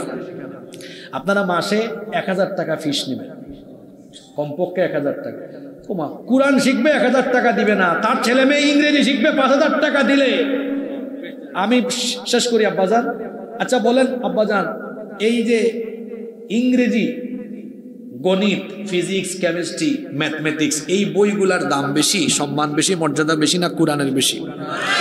তো যদি কোরআনের সম্মান মর্যাদা বেশি হয়, তো ইংরেজি, ম্যাথ, ফিজিক্স, কেমিস্ট্রির শিক্ষকের মর্যাদা বেশি হবে না কোরআনের মর্যাদা বেশি হবে? আর আমার দেশের মানুষরা হুজুরদেরকে ধনী দেখতে চায় না। দেখবেন সরকারি বিভিন্ন খরচের খাতে দেখবেন আপ্যায়ন খরচ 2000 টাকা, যাতায়াত খরচ 5000 টাকা, হুজুর দিয়ে মিলাদ খরচ 200 টাকা। ঠিক আছে কথা? আপনাদের কথা বাদ দিলাম, আমার দেশের হুজুররাও হিংসুক, হুজুরও চায় না আরেক হুজুরের টাকা হোক। আর বাংলাদেশের সব আমি আবার একটু ঠুটকাটা স্বভাবের মানুষ, মানে আমি খুব স্ট্রেইট ফরওয়ার্ড, যেটা বলি চোখের দিকে তাকাই বলি একদম।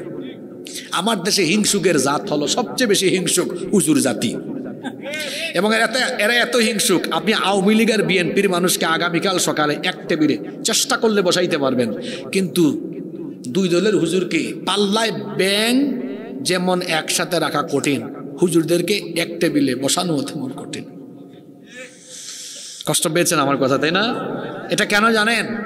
এই জায়গাটা এটা চিপা চাপা সংকীর্ণ, এটাকে উদার করে দেন।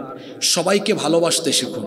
কৌমিতে যিনি পড়েন, আলিয়াতে যিনি পড়েন, যিনি জামাত, যিনি হেফাজত, যিনি খেলাফত, যিনি খেলাফত আন্দোলন, জমিয়ত, যে যেখানে আছেন সব আমার ভাই।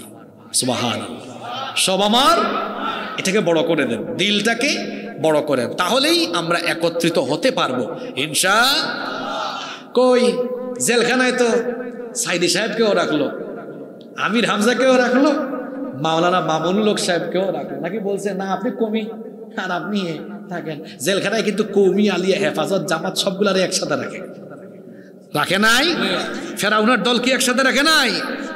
তো ফেরাউনের দল ঠিকই বুঝে যে হে কৌমি হোক আর আলিয়া হোক, হেফাজত আর হোক আর জামাত হোক, সবাই কিন্তু এক জিনিস, ইসলামপন্থী। ঠিক কিনা?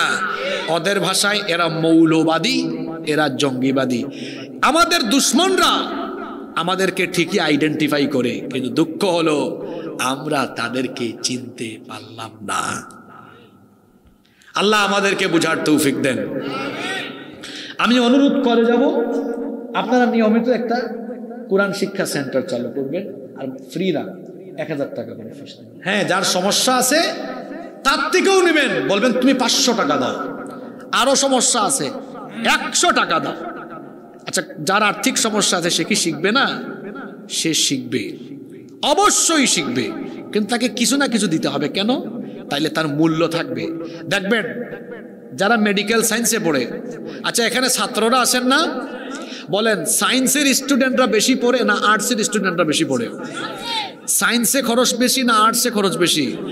ও বেশি খরচ করে মাথায় থাকে, ভালো করে পড়তে হবে, ওগুলো উঠেই ফেলতে হবে আমার। তো কোরআন শিক্ষা করে তো শুধু দুনিয়া পাবেন না, দুনিয়ার সাথে সাথে আখিরাতের জান্নাতও পেয়ে যাবেন। সুবহানাল্লাহ। একটু খরচ করবেন। যেমন আমার নিজের একটা ভার্চুয়াল বিরাট প্রতিষ্ঠান আছে, IIED, institute of Islamic education and development.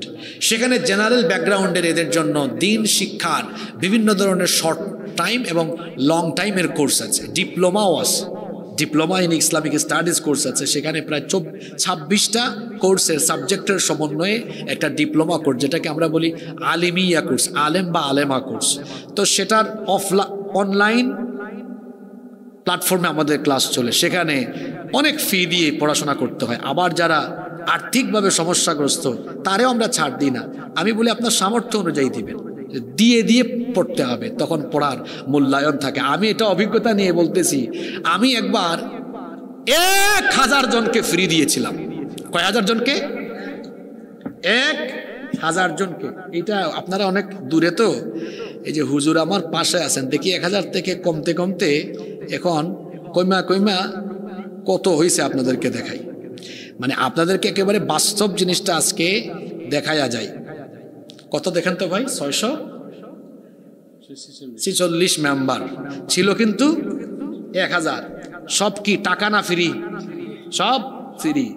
প্রথম দিন ক্লাসে এসছে 1000-এর থেকে 300।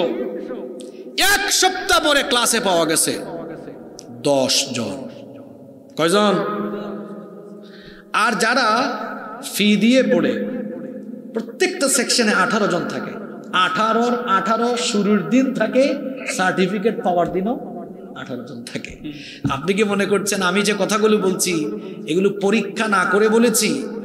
দীর্ঘ কয়েক বছরের প্রতিষ্ঠান পরিচালনার অভিজ্ঞতা থেকে এই কথা শেয়ার করে গিয়েছি। এজন্য আমার ভাইকে অনুরোধ করে গিয়েছি, ফি দিয়ে পড়াবেন। হ্যাঁ, যার সমস্যা আছে ও দিবে, 50 টাকা দিবে। এরপরে এই টাকাটা দিয়ে কি করবেন? ইমাম সাহেব বা শিক্ষক যারা ছিলেন তাদের সম্মানে দিবেন, পাশাপাশি মসজিদ থেকে উন্নয়নমূলক কিছু কাজও আপনারা করতে পারেন। যাদের থেকে ফি নেবেন তাদেরকে বলবে, যেমন আমার প্রতিষ্ঠান অলাভজনক, এখান থেকে আমার শিক্ষকদের বেতন আমি প্রায় 2-2.5 লক্ষ টাকা এখান থেকে দিয়ে বাদবাকি টাকা, যেহেতু আমাদের এই প্রতিষ্ঠানের শেষে ডেভেলপমেন্ট শব্দটা উল্লেখ আছে, আমরা সামাজিক উন্নয়নমূলক কাজে অবদান রাখি আলহামদুলিল্লাহ। তা আপনি এভাবে রাখেন, যেমন আমরা আমাদের প্রতিষ্ঠান চালাতে গিয়ে, এটা অনলাইন তো, আর বাংলাদেশের সব হলো ফেসবুক মুজাহিদ, তো অনেকে দেখা যায় মন্তব্য করে, এখানেও কোরআন দিয়ে আপনারা ব্যবসা শুরু করলেন, অত ব্যাকল, অত বুঝে না, আর আমাদেরও অত সময় নাই তার ওইটা দেখা বা রিপ্লাই করা। কারণ কাজের মানুষ কাজ করে আর অকর্মা পিছনে পিছনে ঘুরে। কথা বুঝতে পেরেছেন? ও আমার প্ল্যান বুঝে না। আমি চাই কোরআনের শিক্ষা থেকে পিছিয়ে পড়া একটা প্রজন্মের দুয়ারে দুয়ারে কোরআনের শিক্ষাকে পৌঁছে দেওয়া।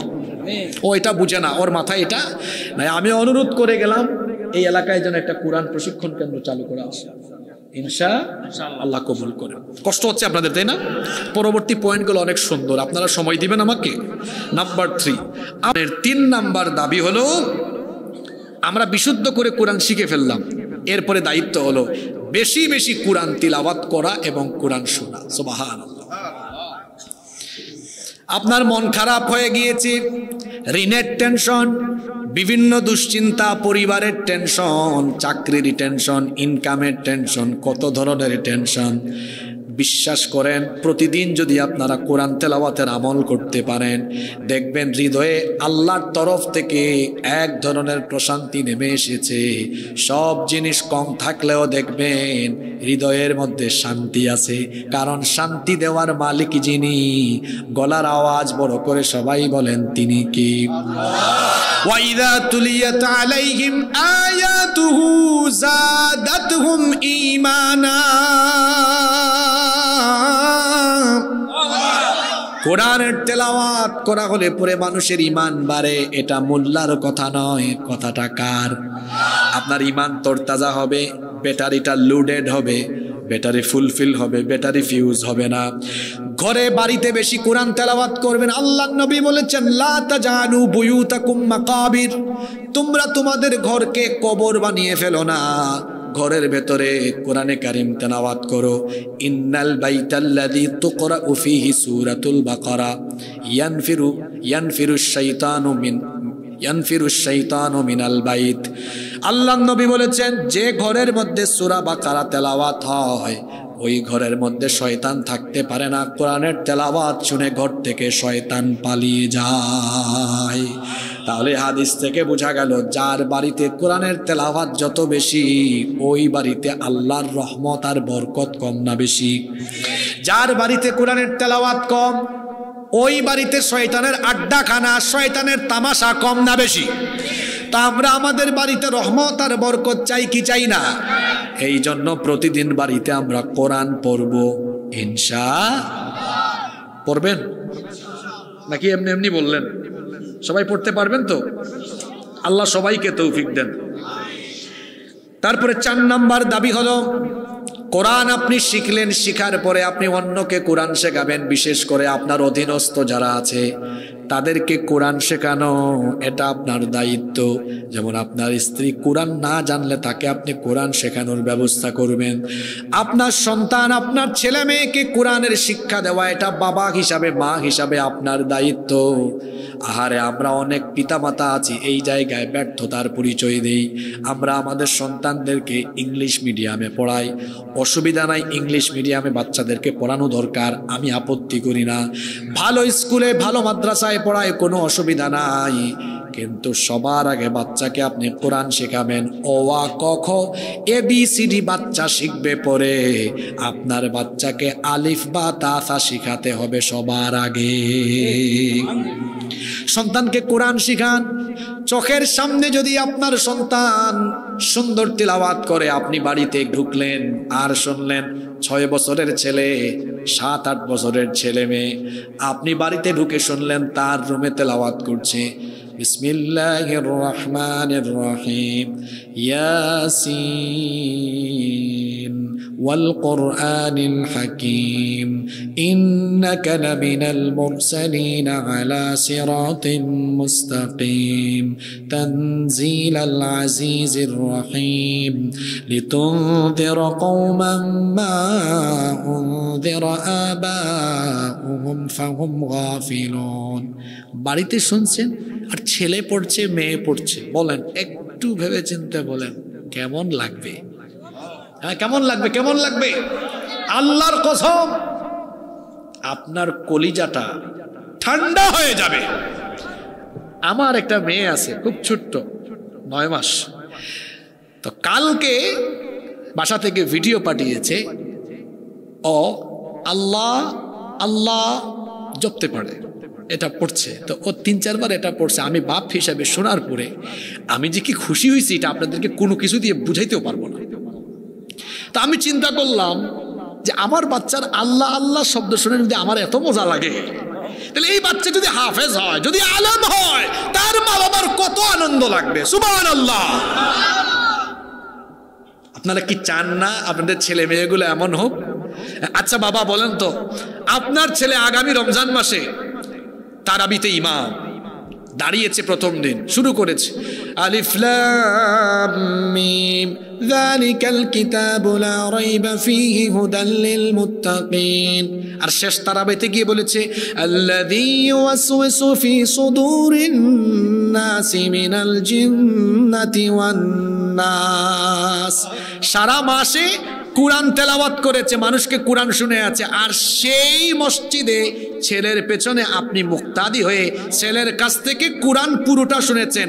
এর চেয়ে জান্নাতের সুখ বাপের জন্য আর কি হতে পারে? কি হতে পারে? কি হতে পারে বলেন?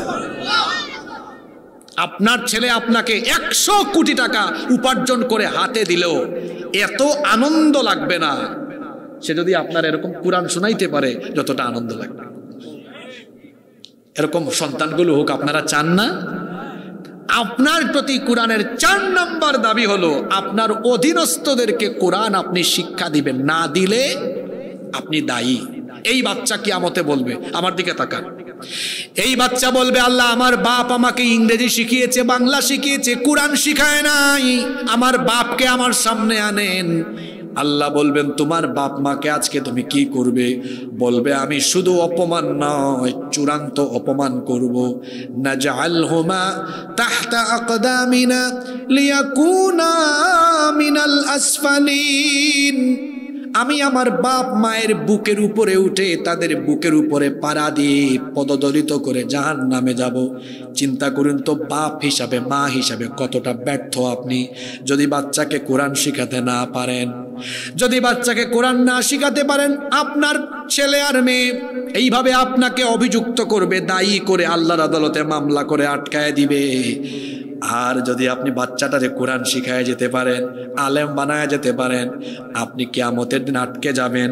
কিন্তু একজন হাফেজ, একজন আলেম কিন্তু সে জান্নাতি হলে তার পরিবারের কমপক্ষে 10 জনের জন্য শাফায়াত করতে, সে বলবে আল্লাহ আমারে জান্নাত দিয়েছেন, আমার বাপকে আপনি আটকাবেন কেন? আমার মাকে আপনি আটকাবেন কেন? আমি আজকে আপনার দরবারে আমার বাপের জন্য মায়ের জন্য জান্নাতের সুপারিশ করছি। আল্লাহ বলবেন ফেরেশতারা এর বাপ মাকে ছেড়ে দে, জান্নাতে ঢুকানোর আগে উলবিসা ওয়ালিদাহু তাজান ইয়াউমাল কিয়ামাহ, এই হাফেজ এই আলেম কোরআনওয়ালা সন্তানের এই বাপ মার মাথার মধ্যে নূরের মুকুট পরিধান করিয়ে দাও। আখিরাতে সম্মান আছে, আর দুনিয়ায় বুঝি নাই? দুনিয়ায় বুঝি নাই? আমার বাবা নাই, ইন্তেকাল করেছেন, আল্লাহ তাকে ক্ষমা করুন। তিনি যদি আজকে বেঁচে থাকতেন আর তিনি যদি দেখতেন তার ছেলে বগুড়ায় গিয়ে মানুষকে কোরআন শোনাচ্ছে, তা আমার আব্বার খারাপ লাগতো না ভালো লাগতো? দুনিয়াতেও সম্মান, আখিরাতেও। আমাদের উপরে কোরআনের 4 নম্বর দাবি, আমার অধীনস্থদেরকে আমি অবশ্যই কোরআন শিক্ষার ব্যবস্থা করব। রাজি আছেন? মিলান দেখেন তো কয়টা পূরণ করছেন। নাম্বার 5, বেশি কষ্ট হয়ে যাচ্ছে আপনাদের, আমি বড় জোর আর আপনাদের থেকে 11 মিনিট সময় নিব। হ্যাঁ, কষ্ট হচ্ছে?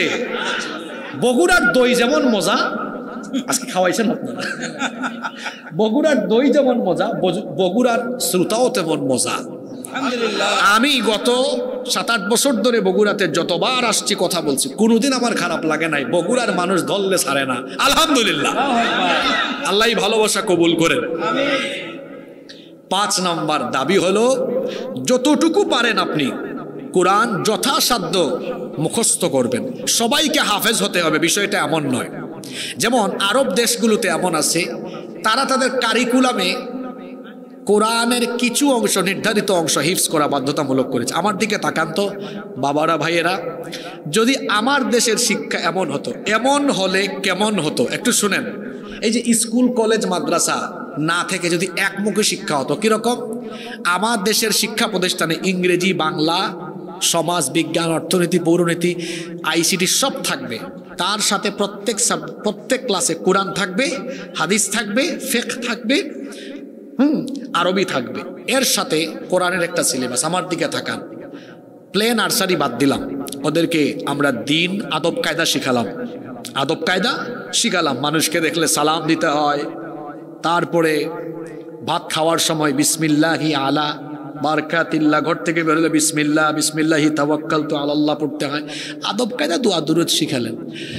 আর ক্লাস 1 থেকে 1, এটা তাকান 1, 2 এই 2 ক্লাসে তাজবিদ সহ বিশুদ্ধ কোরআন শিখালেন। ক্লাস 1-এ নাজেরা কায়দা পড়ান, নাজেরা পড়ান। ক্লাস 2-তে বিশুদ্ধ কোরআন শিখান। ক্লাস 1 শেষ, 2 শেষ। ক্লাস 3, 4, 5, 6, 7, 8, 9, 10, 8টা ক্লাস। কয়টা ক্লাস? 8টা ক্লাস। 8টা ক্লাসে প্রত্যেক বছর 3 পারা সিলেবাসে ঢোকান, যে 3 পারা তোমাকে মুখস্থ করতেই হবে। 3 পারা সমান হাফেজে কোরআনে কত পৃষ্ঠা? 3 পারায় 60 পৃষ্ঠা না? 3 বিশে 60। আচ্ছা, একটা ছাত্র 60 পৃষ্ঠায় 1 বছরে মুখস্থ করা ব্যাপার, এটা ব্যাপার বলেন? হ্যাঁ, 60 পৃষ্ঠা 365 দিন, অত ডেইলি 1-2 লাইন করে পড়লো, বউ তাকে শেষ হবে। তাহলে দেখেন প্রতি বছরে 3 পারা, এটা আমার প্রণীত সিলেবাস। আমি কিছু শিক্ষা প্রতিষ্ঠান বাংলাদেশে তৈরি করার প্ল্যান নিয়েছি। আমার চিন্তা হচ্ছে ডাক্তার হবে, হাফেজ ডাক্তার, ইঞ্জিনিয়ার হবে, হাফেজ ইঞ্জিনিয়ার, ব্যারিস্টার হবে, হাফেজ ব্যারিস্টার, ব্যারিস্টার আর ইংরেজিতে কোর্টে দাঁড়িয়ে মহামান্য আদালতকে ইংরেজিতে যেমন হেয়ারিংয়ে তার হেয়ারিং শোনাবে, পাশাপাশি মাঝে মাঝে কোরআন হাদিসের উদ্ধৃতি দিবে। এরকম। তাইলে ক্লাস 10 পর্যন্ত 3 আটা কত পারা? 3 আটে বলেন না বাবারা, বলেন কত? তো বাকি আছে আর কয় পারা? ইন্টার ফার্স্ট ইয়ারে আরো 3, সেকেন্ড ইয়ারে আরো 3, কত হইল? অনার্সে আর মাস্টার্সে তার কাজ হলো সে তার নির্ধারিত সাবজেক্টের উপরে অনার্স মাস্টার্স করবে আর দাউরা হবে, দাউরা। আপনারা আমাকে বলেন, এরকম প্ল্যান ওয়াইজ চললে কোরআন মুখস্থ করা কি কঠিন? আপনাদের পুঁজি কি? আপনাদের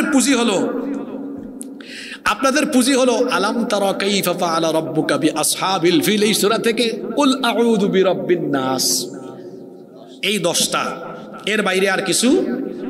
কেন? আল্লাহ যদি কিয়ামতে জিজ্ঞেস করেন, এত লম্বা হায়াত দিলাম আর পারো নাই?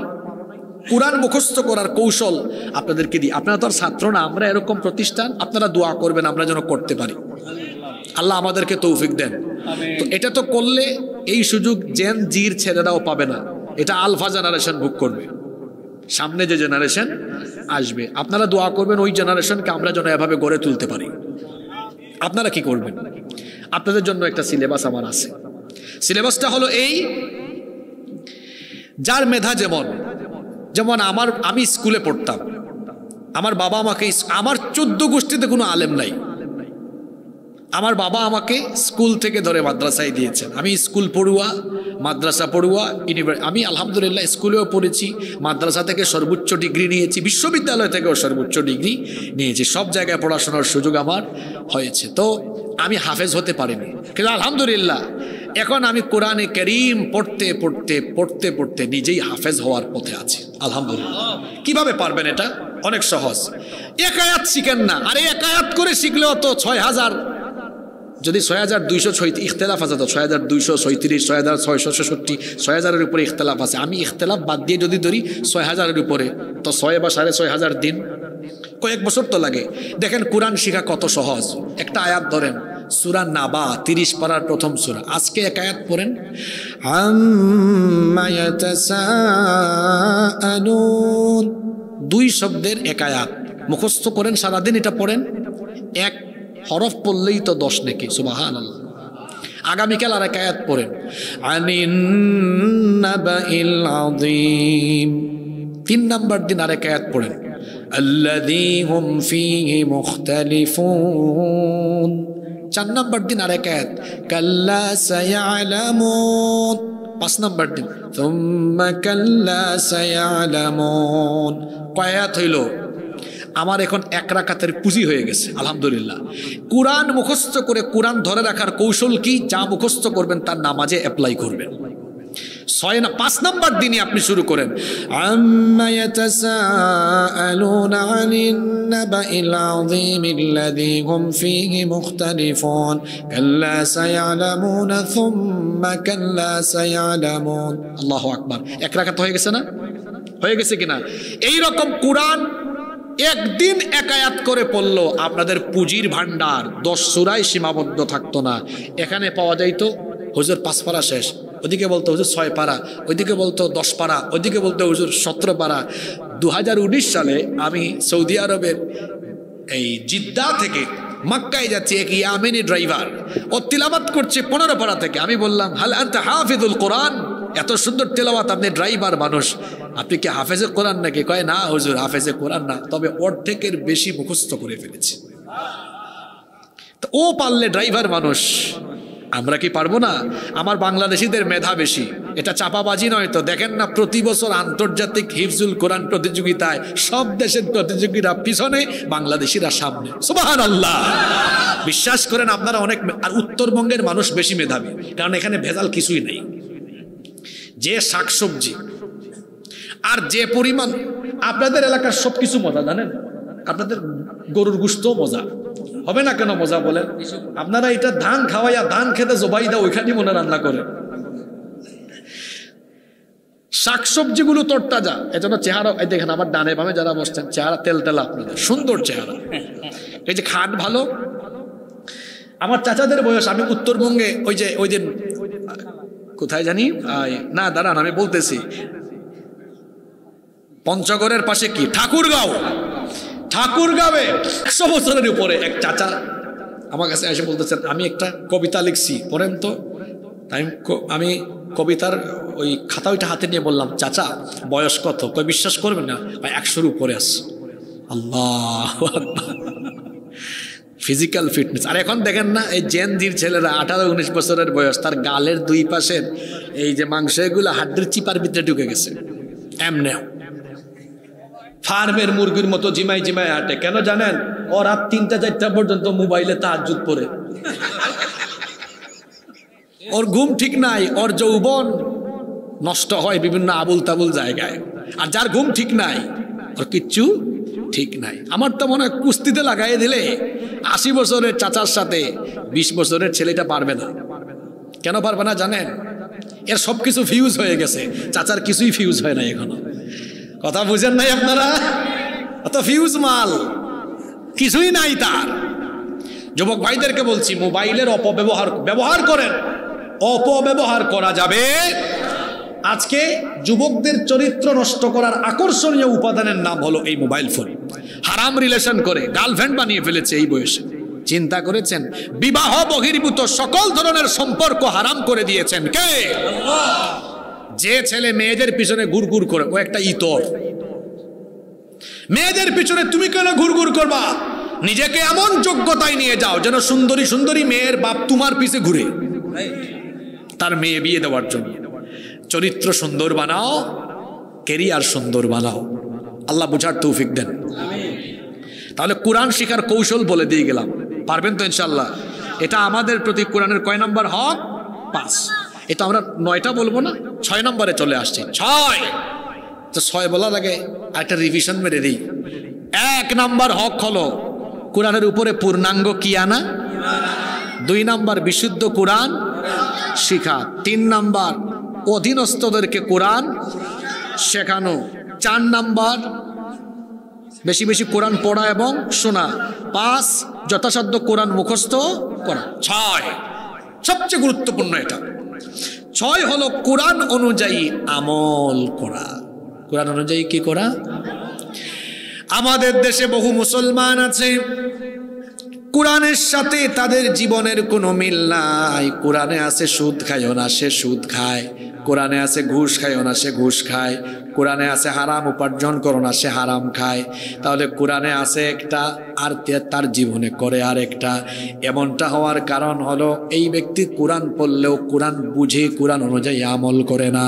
যেই ব্যক্তি কোরআন তেলাওয়াত করে কিন্তু আমল করে না, সেই ব্যক্তি হলো এমন, সেই ব্যক্তি হলো স্বাধীন কোনো ফলের মতো। এই ব্যক্তির জীবন হলো এমন, এই ব্যক্তির জীবনটা হলো নিফাকিতে ভরপুর। আল্লাহ নবী বলেছেন কোরআন এমন ভাবে পড়ো যাতে, কোরআন এমন ভাবে তুমি পড়ো যাতে জীবনের সাথে তোমার মিল থাকে।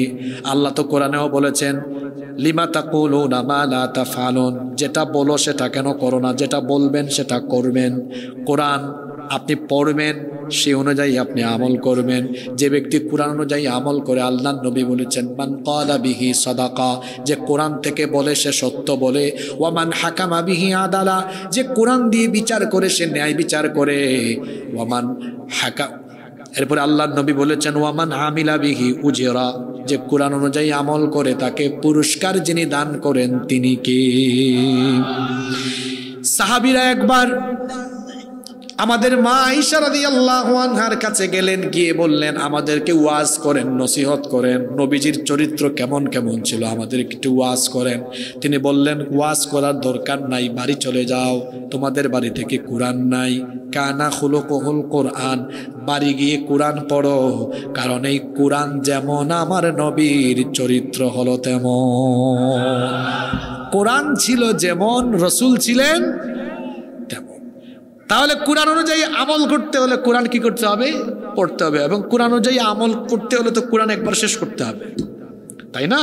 এই যে এটা হলো প্রিন্টেড কোরআন, আর আমার রসুল ছিলেন প্র্যাকটিক্যাল কোরআন। সুবহানাল্লাহ, প্র্যাকটিক্যাল জীবন্ত কোরআন। তা আমি আপনি যদি এভাবে নিজেদের জীবনে কোরআনের প্রয়োগ করতে চাই, তাহলে তো অন্তত কোরআন একবার হইলেও তো শুরু থেকে শেষ পর্যন্ত পড়া দরকার না? পড়েন নাই কেন? পড়েন নাই একটা ভয়, হুজুর দেখছেন আপনার হাতে এটা কত বড় জিনিস, এটা কেমনে পড়তাম? দেখবেন পরিকল্পনা নিলে বড় জিনিস। আচ্ছা, আপনাদের বগুড়া শহরে যে বড় বড় বিল্ডিং এর কাজ কি কন্ট্রাক্টর, ঠিকাদার, মিস্ত্রি আইসাই শুরু করে, না তার আগে ইঞ্জিনিয়ার প্ল্যান বানায়? ইঞ্জিনিয়ার প্ল্যান বানায় যে এইটা কত স্কোয়ার ফিটের হবে, কোন রুমের সাইজ কত হবে, ভীম কেমন হবে, তারপর পাইলিংটা কেমন হবে, পিকাশ পাইল হবে না একেবারে আপনার পাইলিংয়ের তো অনেকগুলা ধরন আছে। তারপরে কোন দিকে ডাইনিং রুম, কোন দিকে ড্রয়িং রুম, কোন দিকে কিচেন, কোন দিকে আগে একটা কি করে প্ল্যান করে, ডিজাইন করে, ড্রয়িং করে, এটা পাস করে তারপরে কাজ আরম্ভ করে। এই যে এত বড় কোরআন দেখেই ভয় পাচ্ছেন, আগে একটা প্ল্যান পাস করেন না, দেখবেন কত সহজ। একটা প্ল্যান দিয়ে দিই, কত সহজ। শোনেন, আমার দিকে তাকান। প্রতিদিন যদি কোরআনের 5 আয়াত পড়েন, কয় আয়াত? অর্থ সহ পড়বেন, এটা থেকে না, এইটা দিয়ে পড়লে আপনি বুঝবেন না। আমি 5টা তাফসীরের নাম বলি, এগুলো বাজারে বাংলা পাওয়া যায়। তাফহিমুল কোরআন, তাফসীর ফি জিলালিল কোরআন, তাফসীরে জালালাইন, মারিফুল কোরআন, তাফসীর ইবনে কাসির, এগুলো বাংলা অনুবাদ করা আছে। 2,500 3,000 টাকা হইলে এক সেট তাফসীর কিনে বাড়িতে রাখতে পারবেন। প্রতিদিন 5 আয়াত অর্থ, আর নিচে দেখবেন টিকা সহ ব্যাখ্যা লেখা আছে। 5 আয়াত পড়তে সময় লাগবে 15 থেকে 20 মিনিট। 5 আয়াত করে প্রতিদিন পড়লে পুরা কোরআন পড়তে সময় লাগবে 4 বছর। ক্যালকুলেটরে হিসাব মিলায় বলতেছি, কয় বছর? 5-এর জায়গায় যদি ডেইলি 10 আয়াত করে পড়েন সময় লাগবে। কেউ যদি 10-এর জায়গায় 20 পড়তে পারেন সময় লাগবে। দেখছেন কত সুন্দর পরিকল্পনা? হ্যাঁ, এই পরিকল্পনা যদি নেন, আগামী বছর যদি এই মাহফিল হয়, আগামী বছরের আগে এখানে বহু শ্রোতা থাকবে যারা একবার কোরআন পড়েছে। আমার দেশে বহু বক্তা আছে যারা এখনো পুরা কোরআন না 1/3 অর্থ পড়তে পারে নাই। অনেকে তো আছে দেখা দেখি এখন নেমে গেছে, দেখা দেখি নেমে গিয়েছে। ওই যে বললাম আমরা একাডেমিক লাইন থেকে উঠে আসা মানুষ, অনার্স মাস্টার শেষ করে তফসিরের উপর পড়াশোনা করে তারপর কোরআনের ছাত্র হয়ে মানুষের সামনে একটু কোরআন বলার চেষ্টা করে। এখন অনেকে আছে মুশন ফুসন করে আইসাই নেমে যায় না। তা আমরা আসছি কিভাবে? আমার জীবনে প্রথম আমি বক্তৃতা করেছি ছাত্র থাকাকালীন জুমার নামাজে, আর ছাত্র জীবনে মানুষ বয়ানে দিত আসরের টাইমে। তারপরে একটু প্রমোশন হয়েছে যখন মাস্টার শেষ হইলো, দেখলাম মানুষ একটু মাগরিবের টাইমে দেয়। তো মাগরিবের টাইমে দেওয়ার পরে কিছুদিন পরে মানুষ আর একটু প্রমোশন দিচ্ছে, কয় না এরা এসার পরে দাও। তো এসার পরে করতে করতে কিছুদিন পর আরেকটু প্রমোশন, কয় না এরা রাতে মূল টাইমে দাও। তো এভাবে আপনি উঠে আসবেন, এভাবে আপনি উঠে আসবেন। উস্তাদদের দোয়া নিবেন, উস্তাদদের সুহবতে চিরকাল থাকবেন। মনে রাখবেন, মুরব্বী যান নাই, উস্তাদদের সোহবত যান নাই, এই ব্যক্তি যে কোনো সময় পথভ্রষ্ট হয়ে যেতে। তো বলছিলাম কুরআন অনুযায়ী আমলের কথা। আমল করতে হলে তো পড়তে হবে, আমাদের পড়ালেখা বাড়াতে হবে। একটা সিলেবাস দিয়ে গেলাম, দেখি তো কে মনে রাখছেন। প্রতিদিন 5 আয়াত করে পড়লে কয় বছর? 10 আয়াত করে পড়লে, 20 আয়াত করে পড়লে। নাও টেক ইউর ডিসিশন, আপনি সিদ্ধান্ত নেন আপনি কয় আয়াত পড়বেন। 20 আয়াত করে পড়তে পারবেন? আচ্ছা, আবেগে হাত তোলার দরকার নাই। দেখি তো 20 আয়াত পড়তে পারবেন, সিদ্ধান্ত নিতে পারবেন এমন কয়জন আছেন? আবেগে তুলিয়েন না। আচ্ছা আচ্ছা, একজন পাইলাম। 10 আয়াত করে পারবেন? আচ্ছা, আরো কয়েকজন। 5 আয়াত করে? আচ্ছা, আপনাদেরকে শুকরিয়া, আপনারা চুজ করেছেন 5, 10, 20। বাকি যারা আছে হেরা কোন পার্টি? এটা আমারে বলেন, তারা কি 20-এর উপরে? আচ্ছা, আমার মনে হয়, শোনেন, আমি কাউকে লজ্জা দিব না, আমি বুঝতে পেরেছি বাকিরা তিলাওয়াত জানেন না। তো আপনাদের জন্য কি আমাদের পদক্ষেপ নেওয়া উচিত না? এই যে ওনারা পদক্ষেপ নেবেন, আপনারা কোরআন শিখবেন। দেখছেন, আমরা খালি বছরে একদিন চিল্লাইয়া লাফাইয়া গান গায়া গজল গায়া আর আজান দিয়া মাহফিল শেষ করে চলে গেলে আমার এই ভাইগুলোর কি হবে যারা এখনো কোরআন শিখলো না? কি হবে বলেন? এজন্য আমি ধন্যবাদ জানাচ্ছি আপনাদেরকে, যে লক্ষ লক্ষ টাকা খরচ করে আয়োজন করলেন। 1 বছরে আপনারা কোরআন শিক্ষা কেন্দ্র চালাইলে সর্বোচ্চ 50,000 60,000 করেছে। আরে আপনাদের বগুড়ার মানুষ ধনী, এটা একজন দিয়ে দিবে। আছে কওমি মাদ্রাসায় আছে, কওমি মাদ্রাসা থেকে ঘোষণা করবেন আম জনতার জন্য আছে। আর মাইকিং হয়। আর মেয়েরা কি দুষ করলো?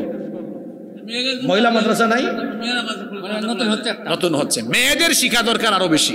আমাদের ঘরের বউরা মেয়েরা যত বেশি দিন শিখবে, আমাদের ঘর তত বেশি জান্নাতি পরিবেশ হবে। সুবহানাল্লাহ।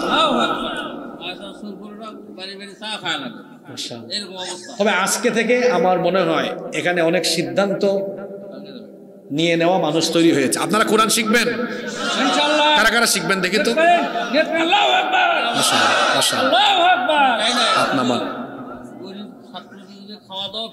না, এইটা সমস্যা, ফ্রি করবেন না, আমি এটার পক্ষে না।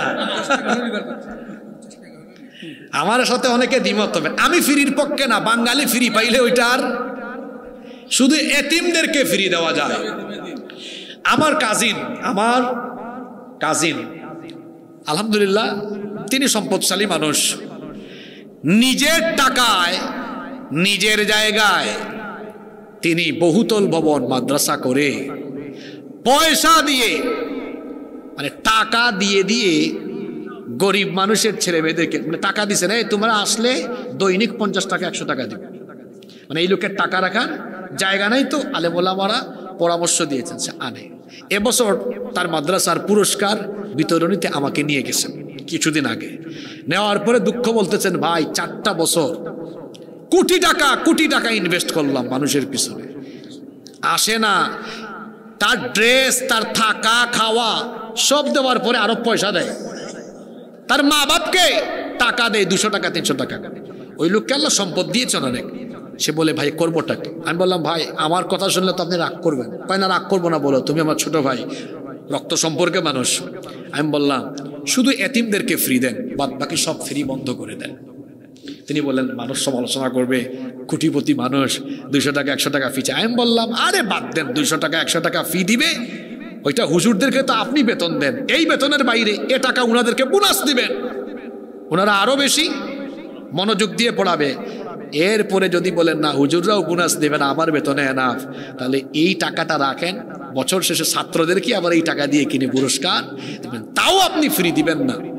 গত মাসে আমারে জানাইলেন এক অসাধারণ টেকনিক দিয়ে গিয়েছে, ছাত্র কমছে ঠিক আছে, কিন্তু যারা আছে খুব মনোযোগ। এই কথাটা এমনি এমনি বলি নাই। আমাদের দেশের কওমি মাদ্রাসায় উলামা মাশায়েখ কি খেদমত করতেছেন, এটা অবদান ভোলা যাবে না। আমার দেশের কওমি মাদ্রাসায় অনেক খেদমত হয় ইলমের, এতিম মিসকিনদেরকে পড়াশোনা করানো হয়, এতিম মিসকিনের বাইরে অনেককে ফ্রি পড়তে দেওয়া হয়, ফ্রি পাইয়া অনেকে মূল্যায়ন করেন। এজন্য আমি সকল ঘরানার মাদ্রাসাদেরকে অনুরোধ করি ফ্রি বন্ধ করে দেন আপনারা। আর ফ্রি বন্ধ করার আরো একটা কারণ আছে, আমরা ফ্রি পড়াই দেখে জেনারেল ব্যাকগ্রাউন্ডের এরা আমাদেরকে দেখলেই গালি দেয়, লিল্লা খাওরা। ঠিক আছে কথা? আমি চিন্তা করেছি আপনারা আমার জন্য দোয়া করবেন। আমি এমন একটি প্রতিষ্ঠান তৈরির প্ল্যান নিয়ে আগাচ্ছি যেখানে পড়তে, ইংলিশ মিডিয়ামে পড়তে যে খরচ তার চেয়ে বেশি ফি এখানে লাগবে, সেই কোয়ালিটির শিক্ষা দেওয়া হবে। এই ছেলেটা অনর্গল ইংরেজিতে কথা বলবে, অনর্গল আরবিতেও কথা বলবে। এরকম প্রতিষ্ঠান তৈরি করেন, দেখবেন বড় লোকের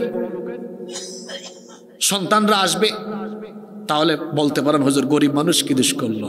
একটা প্রতিষ্ঠানে সবার ব্যবস্থা রাখবেন, বড় লোকদের ব্যবস্থাও রাখবেন, মিডিয়াম যারা আছেন মধ্যবিত্ত তাদের জন্য রাখবেন, এতিমের ব্যবস্থাও রাখবেন। একদম ফ্রি করা যাবে, ফ্রি করলে অসুবিধা আছে। যাই হোক, এখানে 3 ক্যাটাগরি পাওয়া গেল, 5 আয়াত 10 আয়াত 20 আয়াত। যারা হাত তুলেন নাই তারা কোরআন শিখবেন, তাদের জন্য ব্যবস্থা করে দেওয়া হবে ইনশাআল্লাহ। আপনাদের মনে বেশি কষ্ট হচ্ছে, তাইলে এই যে 6টা হকের কথা বললাম, আমাদের উপর কোরআনের 6টা হক, 7, 8, 9, 3টা আছে আর বাকি 7। দেখেন আপনি কোরআন শিখলেন, পড়েন, তেলাওয়াত করেন, বুঝলেন, আমল করেন, দায়িত্ব কি শেষ? প্রথম 6টা বলেছি ব্যক্তি পর্যায়ের আমল, এবার 7 থেকে শুরু হবে সামষ্টিক। 7 দায়িত্ব শেষ নয়, কোরআন শিখেছেন, বের হয়ে যেতে হবে, মানুষকে কোরআনের পথে আহ্বান করতে হবে। সুবহানাল্লাহ। ওয়ালতাকুম মিনকুম উম্মাতুন ইয়াদউনা ইলাল খায়রি ওয়া ইয়া'মুরুনা বিল মা'রুফি ওয়া ইয়ানহাউনা আনিল মুনকার ওয়া উলাইকা হুমুল মুফলিহুন। তোমাদের মধ্যে, তোমাদের সমাজে এমন একটা দল থাকবে যেই দল অমুক নেতা অমুক দলের পক্ষে মানুষকে ডাকবে না, তারা মানুষকে ডাকবে কার দিকে?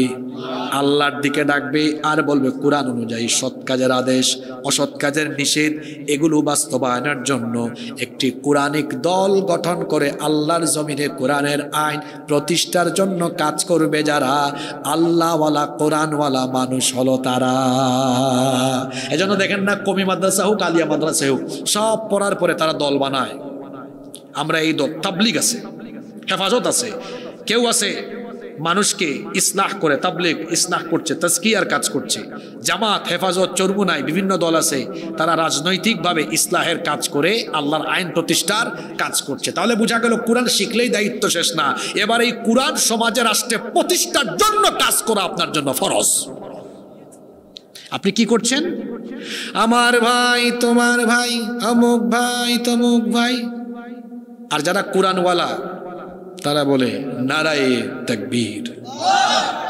স্লোগানের পার্থক্য দেখছেন? যারা কোরআনওয়ালা তারা কোনো ব্যক্তির চামচা নয়, কোনো নেতার চামচা নয়। কোরআনের দলের বাইরে যারাই আছে দেখবেন ওখানে নেতা আছে, চামচাও আছে। যুবকদেরকে বলে যাই, আপনার এই যৌবন আর তারুণ্য কারো চামচামিতে ব্যয় করবেন না। এই যৌবন কারো চামচামের জন্য দেওয়া হয় নাই, এই যৌবন দেওয়া হয়েছে আলেমুল আমাদের সাথে থেকে আল্লাহর জমিনে আল্লাহর কোরআনের রাজ কায়েম করার জন্য। যুবক ভাইরা আলেমদের সাথে আছেন না নাই? আল্লাহ কবুল করেন। 8 নাম্বার, কষ্ট হচ্ছে নাকি আপনাদের?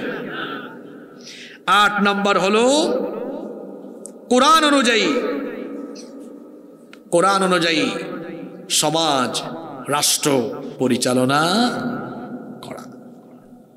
আমার মসজিদে মাদ্রাসায় কোরআন থাকবে, এরকম যদি পার্লামেন্টের সেক্রেটারিয়েটে কোরআন থাকতো, যদি এমন হতো সৎলোকরা শাসন করত, আল্লাহর আইন আছে, সৎলোকের শাসন আছে, সেখানে দেখা যাচ্ছে পার্লামেন্ট মেম্বার তিনি অত্যন্ত সৎ মানুষ, চুরি করে না, ডাকাতি করে না, জনকল্যাণে নিজেকে নিবেদিত করে, আর দেশের মধ্যে কোরআনের আইন কায়েম হয়ে গিয়েছে, এই সমাজে কোনো অশান্তি থাকবে?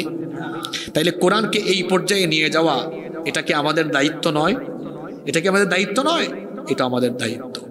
9 নাম্বার হক হলো আজীবন এই কোরআনের সাথে লেগে থাকা, আজীবন কোরআনের সাথে। এই 9টা দাবি যারা পূরণ করবে, কোরআন কিয়ামতের ময়দানে ওই ব্যক্তির পক্ষে দাঁড়িয়ে আল্লাহর সাথে ঝগড়া করবে ততক্ষণ, লোকটাকে আল্লাহ মাফ করে দিয়ে জান্নাতে দিবেন না যতক্ষণ। সুবহানাল্লাহ। তাইলে এবার বলেন তো, আজকে তাফসিরুল কোরআন মাহফিলে এসে, কোরআন মাহফিলে এসে মানুষের উপর, আমাদের উপর কোরআনের দাবিগুলো জেনেছি। আমাদের উপরে কোরআনের দাবি কয়টা? জোরে বলেন, কয়টা? এখন আমি প্রশ্ন করি, যদি এখানে এমন কাউকে আমি পাই 100 ভাগ উত্তর দিয়েছে, তারে আমি পুরস্কার দিয়ে যাব। দেখি এমন কে আছে যে সবগুলোর উত্তর দিতে পারে। কোরআনের দাবি বলেছি কয়টা? 1 নাম্বার পরিপূর্ণ, 2 নাম্বার, 3 নাম্বার। আচ্ছা, 2 নাম্বার পয়েন্টে যে বললাম বিশুদ্ধ করে কোরআন শেখা, বিশুদ্ধ করে কোরআন না শেখার শাস্তি কয়টা? 1 নাম্বার।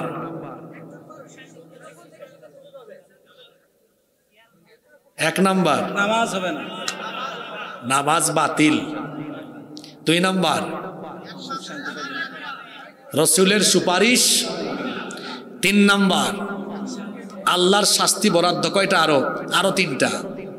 জীবনে সুখ, 2 কবরে শাস্তি, 3 কিয়ামতে কি হয়ে উঠবে। আচ্ছা, এরপরে 3 নাম্বার হকের কথা কি বললাম? অধীনস্থদেরকে কোরআন শেখানো। 4 নাম্বার কোরআন পড়া এবং কোরআন শোনা। 5 নাম্বার কোরআন অনুযায়ী আমল করা। 6 নাম্বার মানুষকে কোরআনের দাওয়াত দেওয়া। 7 নাম্বার মাঝখান দিয়ে একটা ফালাই আসছেন, যথাসাধ্য কোরআন মুখস্থ করা। 8 নাম্বার কোরআনের রাজ কায়েমে চেষ্টা চালানো। 9 নাম্বার কোরআনের সাথে লেগে থাকা। তাহলে এই পয়েন্টগুলো সবাই তো বলতে পারেন নাই, বললে পুরস্কার পাইতেন। যাই হোক, মোটামুটি সামষ্টিকভাবে আমরা বলেছি, আলহামদুলিল্লাহ। তাহলে এই 9টা দাবি পূরণে আজকে কি আমরা সবাই সিদ্ধান্ত নিতে পারি? যদি সিদ্ধান্ত নিতে পারি, লক্ষ লক্ষ টাকা খরচ করে আজকের এই আয়োজন সফল হবে, সার্থক হবে ইনশাআল্লাহ। এই 9টি